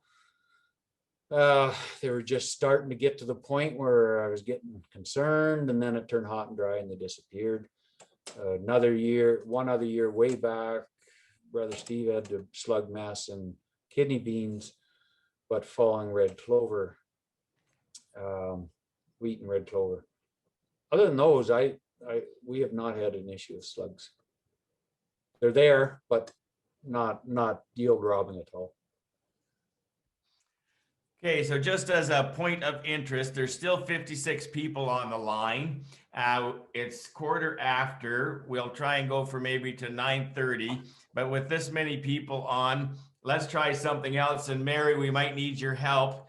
Lawrence, can you stop sharing and we'll move to gallery view? Sure. And if people want to ask questions or engage in a conversation, can you raise your hand by clicking on reactions at the bottom towards the right hand side of your screen and pushing raise your hand, and we'll ask you to unmute and ask Lawrence direct. Yeah, and I wanted to mention in the beginning and I missed it. I love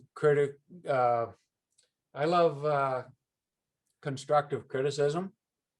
If anybody out there sees something we're doing wrong, I'd be glad to hear it. And that's how we learn. I like good conversation. That's my buddy Alan there's great for that. And that's what we need. So anybody want to start the conversation? I have a question for Lawrence. Are you Fire away, Alan. Lawrence, are you using neonics on your soybeans or corn seed for the last X number of years? Have you switched away from them? Not totally. Just on the corn, I guess it's gonna be this year. This would be your first year that you haven't used neonics? I believe so. Okay. Yeah. Because I would encourage people to put their cameras back on because it's that personal contact that we're missing this winter with the way things are. So we'd love to engage people. So put your cameras on if you're up to it. the reason I asked that question is because they speak about a relationship between neonics and slugs. Yeah. But your slug problem has pretty well disappeared, and it's not because you quit using neonics. Yeah, I guess I'd have to agree with that. Yeah. I follow that theory and I sort of believe it, but I gotta say we never did have much slug trouble. Come on, Pat, you got to have a question, man. You've worked with Lawrence for a long time. You've seen it develop. Okay, we're gonna start arguing, are we? You're on mute, Pat. There you go. No, as Lawrence said, we've worked together a long time and had a lot of good discussions, but if we could have more people doing what Lawrence and Steve are doing. Like Lawrence, I think the first time I was on some of that land up there in Asheville was in the 70s.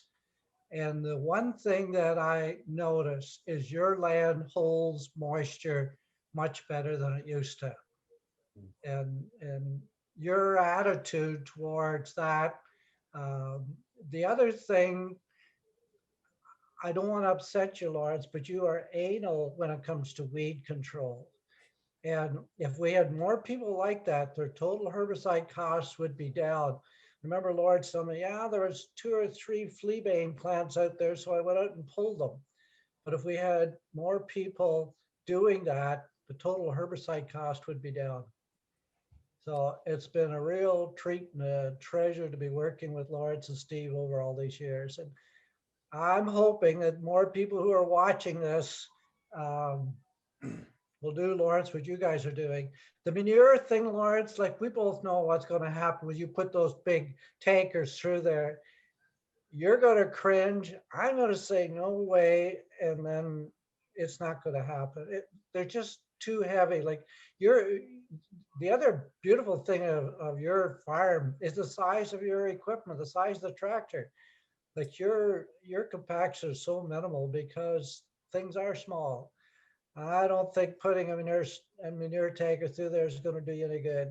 So I hope you don't do it. Whatever you do, we'll figure Do it it out. in the summer. Yeah. If you do it before you plant your bio strips, you can do it then. So Lawrence and Steve and I have talked about it, and COVID is messing us up. But we would love to set up some times at different points of the season for people to come and visit the farm once we're able to have people meet again. So I look forward to that. Likely not this summer, but next summer for sure. Yeah, you're welcome anytime. Well, I shouldn't say anytime, but yeah, be glad to make something like that work, or one-on-one visit or whatever. Phone calls. I'm surprised nobody questioned you on the fertilizer. I was expecting somebody to say that was a whole lot of fertilizer, but the reality is, we can't move those soil tests. Like those soil test levels have just been staying there. And remember the one year where prices were good and yield were good, so we put on extra fertilizer, then did the next year, and we couldn't move those tests. So still haven't got that one figured out.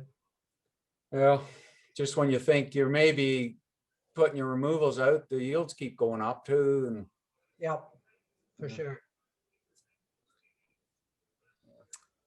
Anybody else out there? Talking about slugs, I heard a comment and the guy said, in the early years, slugs are a problem, but the longer that you've been no-tilling and more cover crops, it doesn't seem an issue. Would you agree with that? And I have heard that many times from people that should be in the know. But still gotta say, we've had very little slug troubles in the past. Never quite to the point, at least, that I think we should be doing something about it. As though, well, that one time in the kidney beans, but other than that, just the one year I was getting a little scared in the corn, and then it turned hot and dry and they disappeared. So yeah, I'm not gonna argue it. I just, from my experience, I don't know. Lawrence, 56 people sitting in here for over an hour and a half listening to this. They got to be interested. I'm Help getting them paid by the understand. hour, Ian. I'm okay. Yeah, but help them understand, if they want to go down this road, where do you start? Where do you start? Yeah. Well, you start with the seed drill. The easy way to do it, if you had a seed drill with a grass seeder on it, you would use a grass seeder for tillage radish and anything else small enough to go through there, clover, and no, you want clover, but that would be your corn row strip. And tillage radish is the go-to one for biostrips because it disappears by spring totally. Reason we don't use it, we used it in that one field the first year, but the reason we don't is we have a lot of spring fed tile, and that field does not have spring fed tile, but we're afraid of plugging tile. We're thinking we might put just a wee bit in this coming year, because there's good reasons to use it. Slugs don't, well, I guess we're talking about slugs. I sort of forgot about the one year in the cover crop. They were an issue, and in August, if you can believe it. But they didn't bother the radish at all. Yeah, so that would be one way to do it. Think about what are you doing now. Number one, you got to plant wheat. Like I agree with wheat. Pete, 100% there. I always have. You got to plant wheat, so that's the time to grow your cover crop.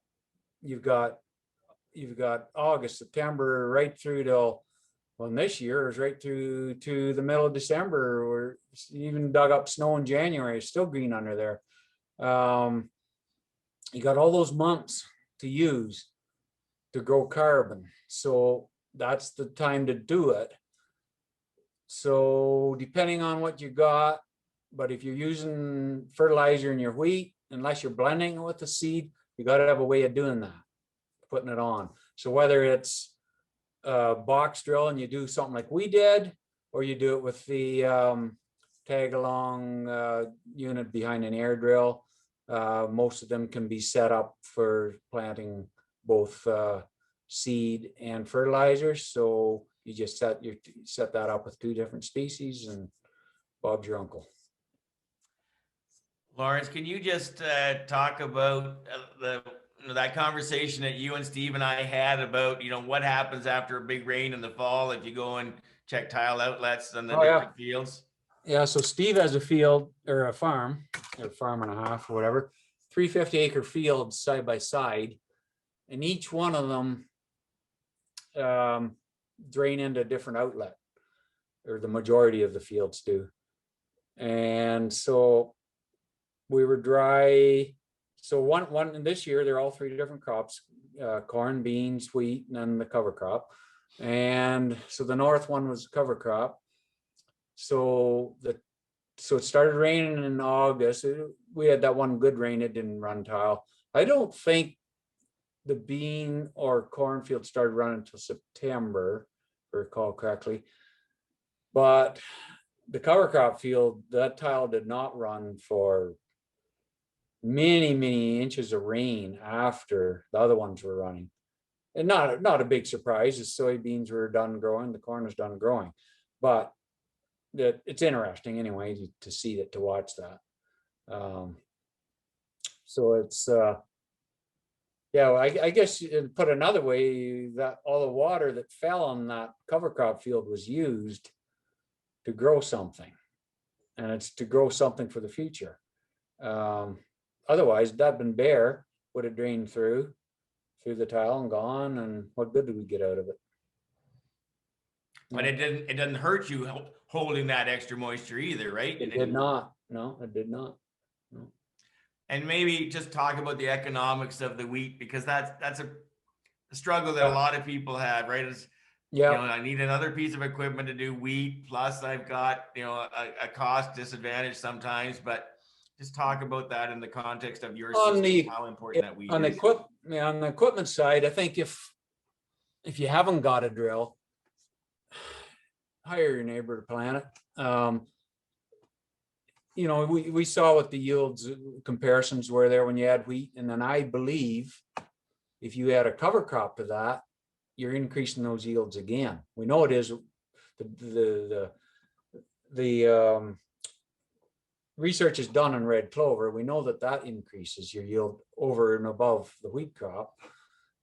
So it's just a no-brainer to me.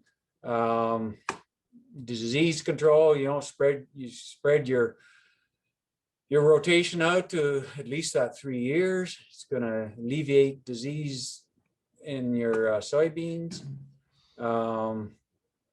It's just it's good all the way around.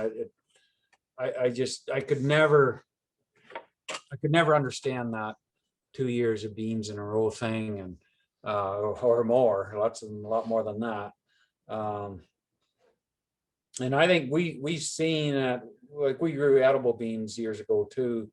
So that was, I said 2 years of beans. Well, one of those years was usually edibles until about the early 2000s. And they're no better. They're worse than soybeans. They host the cyst nematode and put even less back into the soil. So yeah, I think wheat's just a no-brainer. And and then the other thing wheat does is you might as well call it a cover crop from September, October up until the next spring. Come on, folks, ask questions. You don't want me asking them all. Yeah, how about some criticism here? What could he do different?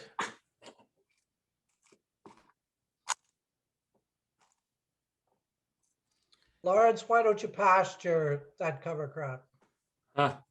I know why you don't, but Been there, done that. Oh, why? yeah, let's. Absolutely. Lots of guys are doing it. It's a good idea, I think. The thing about it, like if you have cattle, why wouldn't you? But we used to pasture the oats. We would bale till we got the bales we wanted, and then we'd pasture the rest. And in fact, there was one year we even pastured second cut oats after wheat. Cut the oats early September, and it was like it was coming out in the head, or late boot, and grew again. Thing about pasture is we found you got to really be on it and get the cattle out of there before that heavy rain in September, let's say October, or they do muck it up. Like it's before, not after it, is what we tried to do. And if you could control that, then when your field's where you want it to be, yeah, we put up a fence every year. A single high tensile wire. We had a hydraulic roller to roll it back up, and it didn't take long. It's a good idea. You don't have the beef cows anymore now, so why are you removing straw? Why are we removing straw? To make no-till corn work. And I think You don't think you could just spread it? I don't think so. So I did the first year we had biostrips. I got the home field here. We bought that combine the year before. Part of the reason we sort of thought we wanted it was it had a better chopper and spreader on it. And thinking, well, maybe that was going to let us no-till into wheat straw. Chop and spread the straw better and no-till into it. And we had the row cleaner thinking, well, the next spring, that field was, we had about 5 days in a row of planting, I think, if I remember right. And that it didn't rain, kept leaving that field to dry longer and longer. And it was the last field to dry. And even then I planted it 1 day, probably before I would have liked to have, but it was going to rain that night and went ahead and planted it. But it was the wheat straw that kept it wet. In fact, I did bale outside 2 rounds. Yeah, we've done that before we had that combine. We did that with the old combine, and then we tried out the new one. And so I did bale outside 2 rounds. And I'm telling you, it was almost like night and day how the baled part dried so much quicker. Like it wouldn't even get to the point where I wanted to get out there with the row cleaner,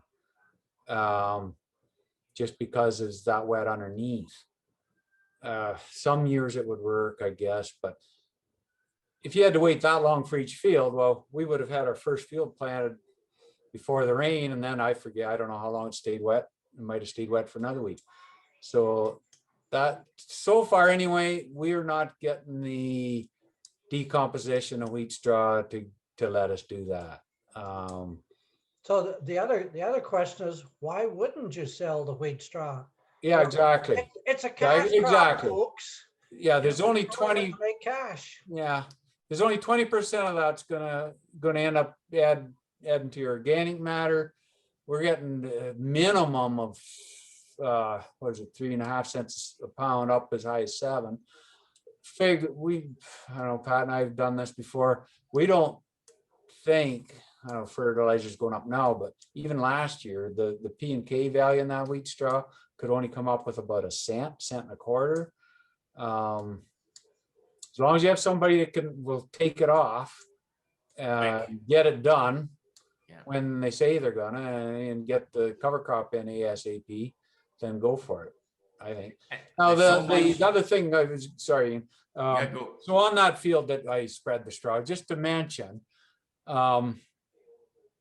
it did turn out good. It was our best field, but I think it was our best field because it is my best field, best soil. It ran 234 bushels. The other stuff was, I think we averaged 217 that year, but it can be done, but I don't think it can be done on a large scale. I haven't been convinced yet anyway. It'd be nice, but it is patches. Why wouldn't you? Like, it's a crop. You might as well treat it as a crop if you can turn a profit on it.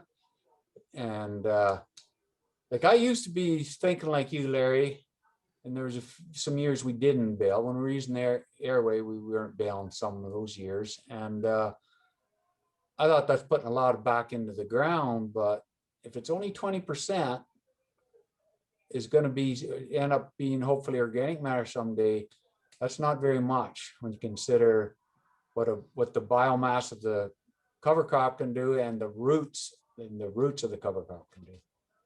And it's the undisturbed roots, right? Because that's letting you create a completely no-till system with undisturbed roots, which is where the bulk of the soil organic matter building comes from a crop residue. It's the roots that are undisturbed by tillage. Yeah. So getting that wheat straw off of there, having the chaff spread uniformly, makes the cover crops for the biostrip till on the corn really work. Yeah. I always talk about optimizing the system, right? Yeah. And that year that we did have the slugs in the cover crop, so that was the same year that I spread that straw. That field was definitely the worst for slugs because it was wetter. Slugs like wet ground.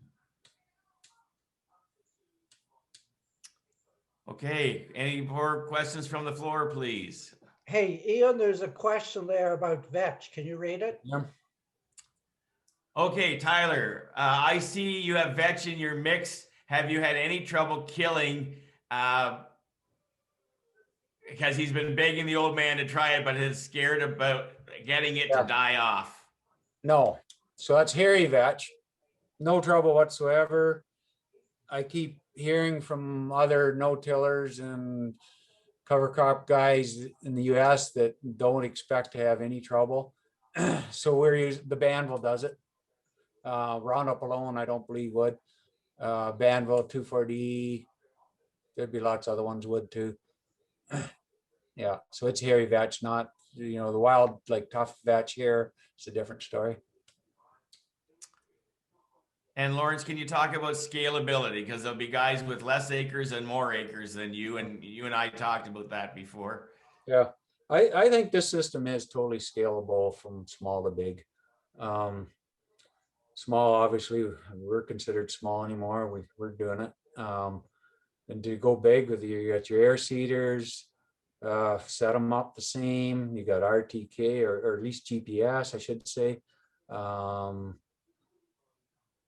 Like we're planting, I would say we're planting the same time as some minimum till guys around here are, like corn in the spring. It's more management, but it's once you got it figured out, it's not hard to do. It's not a lot of managing. I make it harder than it maybe needs to be, but I'm just trying to improve it. Like looking at the different species, what can we do to change? I see Pat chuckling over there back there. But on that, what Pat said about the weeds, he's right. I am anal, but when you see, especially if it's only a few weeds and it's a new species in your field, when you think of the thousands of seeds you're going to have next year, it's well worth picking them before they go to seed. Like if you have the time, and it's good exercise. I need the exercise too. So yeah, it's fun. You want exercise? I was there. Was it last Monday or the Monday before, Lauren? And I Right. drove all the way from Kitchener, and I'm looking at the fields going, yeah, that's not too much snow. I can walk out there because I have time-lapse cameras out in the field watching those cover crops since they were planted.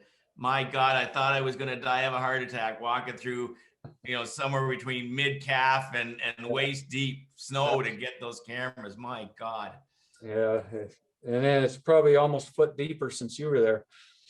I'll ask you a question, Lawrence. Yep. How important do you think it is to have all your equipment the same width? You have your corn planter, your drill, and your combine all doing 20 feet. Yeah, Is that a real asset to you? it's definitely a plus. If you had RTK, I think you get along good. As long as, yeah, because you see, we're planting twin row beans into the corn, so you got some headway there, some leeway there. Make sure that your row cleaner is at least a multiple of the width of your planter and drill. In our case, it's twice as wide, and that's fine. Your guess rows are not an issue. It's certainly going to make it easier. You don't have to be as exact with your guess rows, but we have a fair bit of leeway there to plant the corn. Like it's about a 13-inch bare strip. I like to be dead center because that will be the driest and the most friable area. Because even at plant time, if you look, sometimes you may look, depending on when the last rain came and whatever, it may still be moist out beyond that bare ground. So my theory is the closer you are to the center, the drier it'll be. If moisture is an issue or wetness is an issue. It's not always, what time you get planting a couple fields, it often gets better. But yeah, it's the best I can answer that, I think.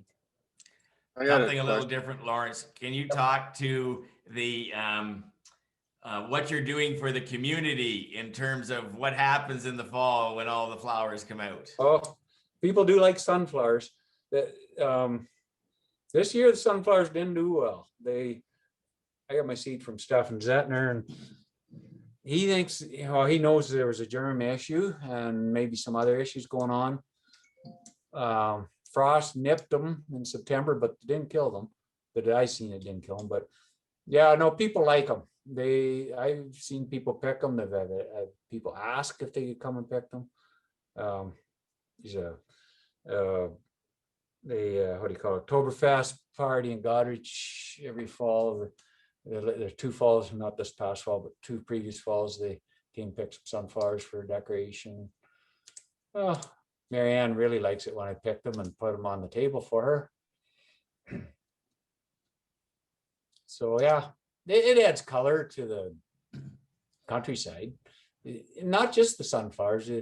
The other ones you have to slow down to see the flowers. Yeah. It's maybe the faba beans, you see them, but it's really nice to walk through that stuff and see the different progressions of the different species. And I used to keep track of what was flowering first and second and third and fourth.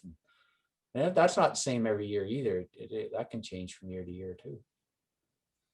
Jeff Allen unmuted himself. I think he wants to ask a question. Hi, Jeff. Yeah, once I figured out how to run this thing again. What's the big rush to get that cover crop in, except for your sunflowers to have time to head out? If you wait a week or 2, you could kill your thistle patches and your volunteer wheat with some Roundup before you planted the cover crop. Yeah. So that's Lawrence is doesn't have any thistles. no, I don't think I thistles. thought you guys got that before. Yeah, that's the debate. That's 2 trains of thought. One is to let the volunteer come up or the volunteer wheat come up, mainly get it later. I didn't mention, we have sprayed before the day of planting the cover crop before. I'm going to say we've done it twice, I think. And the reason those years were years that we got a big rain, let's say the day after harvest, or we don't get plant and cover crop usually until we're done wheat harvest. Sometimes maybe the last field we're combining, if we get freed up, somebody to go plant. But those years that we get the big rain, then we would wait probably a couple days, few days, let that first flush of wheat come up at least, get it sprayed with Roundup, half a liter Roundup. Or if there was one year there was a bit of ragweed, like just small ragweed in there. We sprayed that year. The day that we planted, basically, we sprayed in the morning, planted in the afternoon. The other thing about that, Jeff, is, so the argument against that is, so end of July, first 2 weeks of August, you're going to get your most growth that you're going to get more growth 2 weeks then than you are probably 3 weeks in September. So that's to me is the only reason why you want to do it ASAP.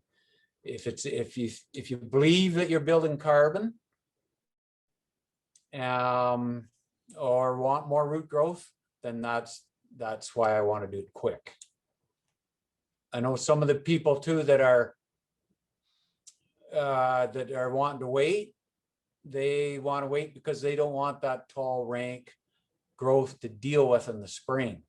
But in the bio strips, it's not a problem. If it was full band planted every row, and maybe too thick, it can be an issue in the spring. The big thing is, don't get too heavy on the seed in the population of what you're planting, because then you do get that mat problem. But getting off topic there, or off track. But talk to that, Lawrence. You've got a heck of a lot of mixes in there, but what's the total seeding rate in both those mixes? 40-ish pounds. Yeah, it's about 38 pounds or something like that. Yeah, just under 40. Yeah, and on average.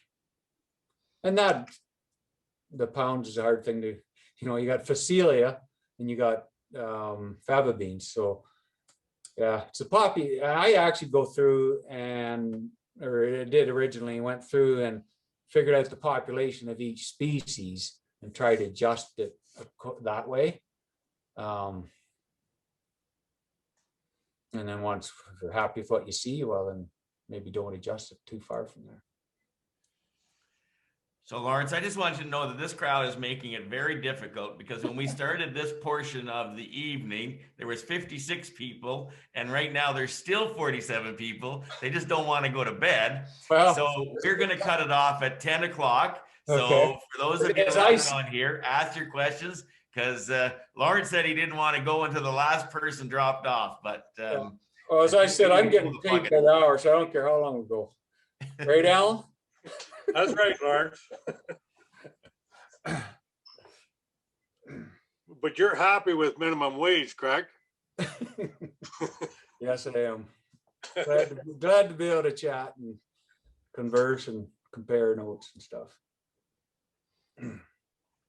Maybe, and I'll just recommend something else. I was just reviewing the last edit for the full series of the strip till case studies that we did with 4 producers across the province this summer. They will be on the Food and Farm Care site. The introductory ones are there now. And it's interesting. Ken Nixon said something that was quite intriguing to me, because he does some custom work for some local neighbors around there. And when we asked him about scaling and sizing to do strip till, he said it was 2 things that you needed to think about. One was the size of your operation, but the second one, which I had not really thought about and was really quite, light bulb moment for me, was the stage that people are at in their farming. And there are guys out there that he works with that are single proprietors, but still farm quite a bit of land. And, they were getting to the age where they couldn't, just stamina wise, they couldn't chase all night long to till ground in the spring to be ready to plant all day long and, essentially go for 10 days at no sleep. And it's allowed those people to farm, and which is what they want to do, to farm much longer than what they would have been able to do had they not have developed the system. And when I look at how you guys have sort of distributed your labor across, the whole season, that's got to be of value to you guys in terms of wanting to carry on. Yeah. Well, see, when I got a taste of no-till corn back in the 90s, it was so simple. Like, 3 of us were farming together then, and there's always one guy with nothing to do, or no field work to do. One guy might be spraying, another guy planting, but that kept the planter going, or he'd bring seed, or if there was trouble, take care of it quick. And we got so used to that. I shouldn't say we all did when we were no-tilling, and not, but then that was that 4-year rotation with the 2 years of beans. So then, in about the approximate 10 years that we went back to tilling, the airway and RTS, that was the biggest thing that I missed about it, was that you had to keep that keep that RTS going, and you work late the night before to get ahead of the planter, and it is much more stressful if you have a second person that has to keep ahead of that planter, or if you're working by yourself, it's even worse. But some people do. Yes, where's the row cleaner? Man, you can go out and do, well, what is it, 30-40 acres an hour with it. And yeah, and usually in the corn, I shouldn't say usually, often that may be done before we're even half done planting corn. So then that guy's freed up.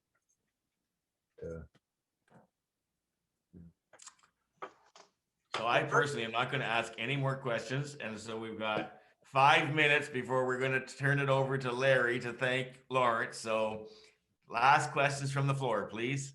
I'll bring up the manure on corn stalks, Lawrence. Yep.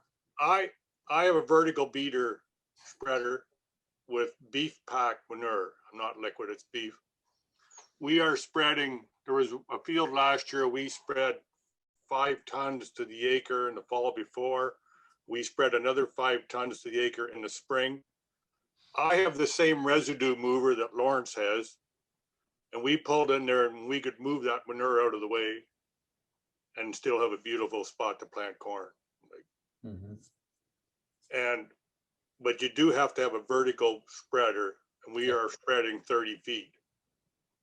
And you were correct when you say you do have to handle your manure like you're handling your residue. You got to get it out and even. And it is I possible. lied. I'm going to ask another question just because of what Alan said. Talk about how important the residue clear is to the system as a whole. Yeah, I think I said it. If I didn't, I should have. When we purchased, the first year we used it, I was convinced that it was finally the one thing that made it possible for us to no-till corn after wheat.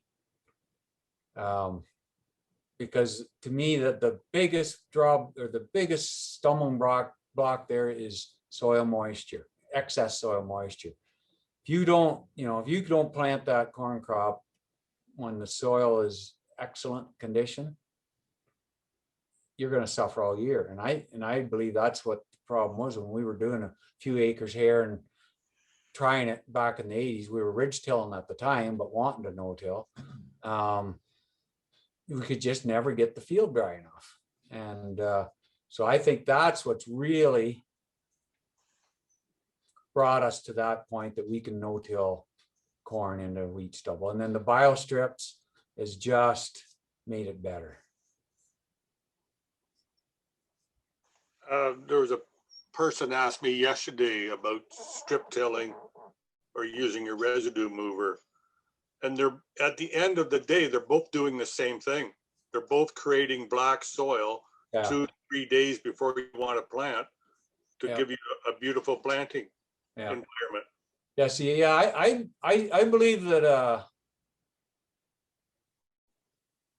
we don't till where we didn't used to till the ground to make better planting conditions. I think is mostly to make it drier. And then you had good planting conditions because your soil was proper moisture level that it would flow and plant, with the exception of a field that was badly compacted the year before or rutted up or whatever. Yeah, that you're going to need some tillage there. We haven't made ruts 25 years with a combine. But, now we were a little concerned about that combine we have now. Didn't realize it till we made the deal, but it weighs a third more than the previous one. Weren't happy about that at all. We thought we were going forward, but not department or same capacity as the previous one, but they just made them that much heavier. They keep adding, gearboxes on and different things on, and then next thing you know, well, they got to make this heavier and that heavier. But still, we thought this isn't going to be good, and then we also went to the twin row beans. So previously we were planting 15-inch rows. Thought about the twin rows. The first year we tried to, instead of planting 10-inch twins out in the middle of the corn row area, we went to either side of the corn row. So 12-inch twins, but 6 inches either side of the corn row, thinking that would be a sweet spot.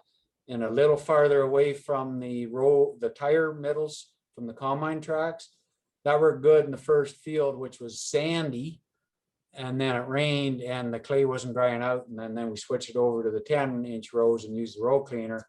And still we thought, okay, are we going to see those tire tracks from the combine in the beans because of the compaction that theoretically could be there from the combine? So that's been 3 years now, and we have not been able to find those tracks. We know the ground's harder there because when you walk on it, it's harder than where the guest rows are or where the tire tracks didn't go. But we have not seen it in the bean crop, and I think it would stand out pretty significantly, visibly, if in beans at least, if that was an issue. So it's a lot about staying off the field too when it's not dry in the fall. So who's going to take the last question? who's going to offer Lawrence the last insightful question for the evening? Just remember, you got my phone number if you want to call later. And Steve's is there and Ian's was there too. So feel free to call anytime. Lawrence, you mentioned it once, but I think it's worthwhile mentioning it again. You said, somebody asked, the first thing, the biggest thing. I think you started, or at least you became very concerned about it with spreading the residue. And when I drive around the country and talk to other agronomists and they see the way, wider and wider combines in these strips through the field, just briefly, your first, I know you did it, but just highlight again how important it is to get that residue spread. Mm-hmm. Yeah, so it's all about, I remember years back in the 80s, we built our first chaff spreader for combine. The following spring, we were, so this is wheat stubble and we were no-tilling soys into it. First, we noticed it. So we didn't have a chaff spreader. The straw had been baled, or would it have been then? Yeah, it would have been. And I just went to check the field, see if it was dry enough to plant the next day. And it was, so the chaff was not spread. And that time it was only a 20, might even been a 18-foot head, 18 or 16-foot head we were using then. And the ground was not dry, but it was it was conventional combine, so 5-foot swath, but all the chaff from only 16 or 18 feet was put there. I could see every one of those windrows of chaff that it was wet. It wasn't ready to plant. The rest of the field was. So that told us right then that we got to do something about that. And from that year forward, we always had a chaff spreader on the combine. And I think we're maxed out to my liking at 35 feet, because that chopper that we have, it will throw it that 35 feet if there's no wind. If you get a crosswind, it's something less than that. I wouldn't want to see 45 feet and have a 10-foot strip with no straw on it. So I'm going to say, hopefully we'll see you all at Lawrence and Steve's in the summer of 22, when we can show you some of this stuff. And until that time, I'm going to turn it over to Larry to thank Lawrence on behalf of all of us that participated tonight. Well, showing the number of people that are still on, I think your message and level of interest is very, very high. I graduated Centralia College with Lawrence way back in an ABM class in 1977. So my point is, you can never stop learning and improving soil management. And a big thank you from all our 79, I think was the high number of participants, which showed the level of interest in it. So if everybody could wave their hand or make a noise. Thank you again very much, Lawrence, for your presentation and great interest in everything you said. Very welcome.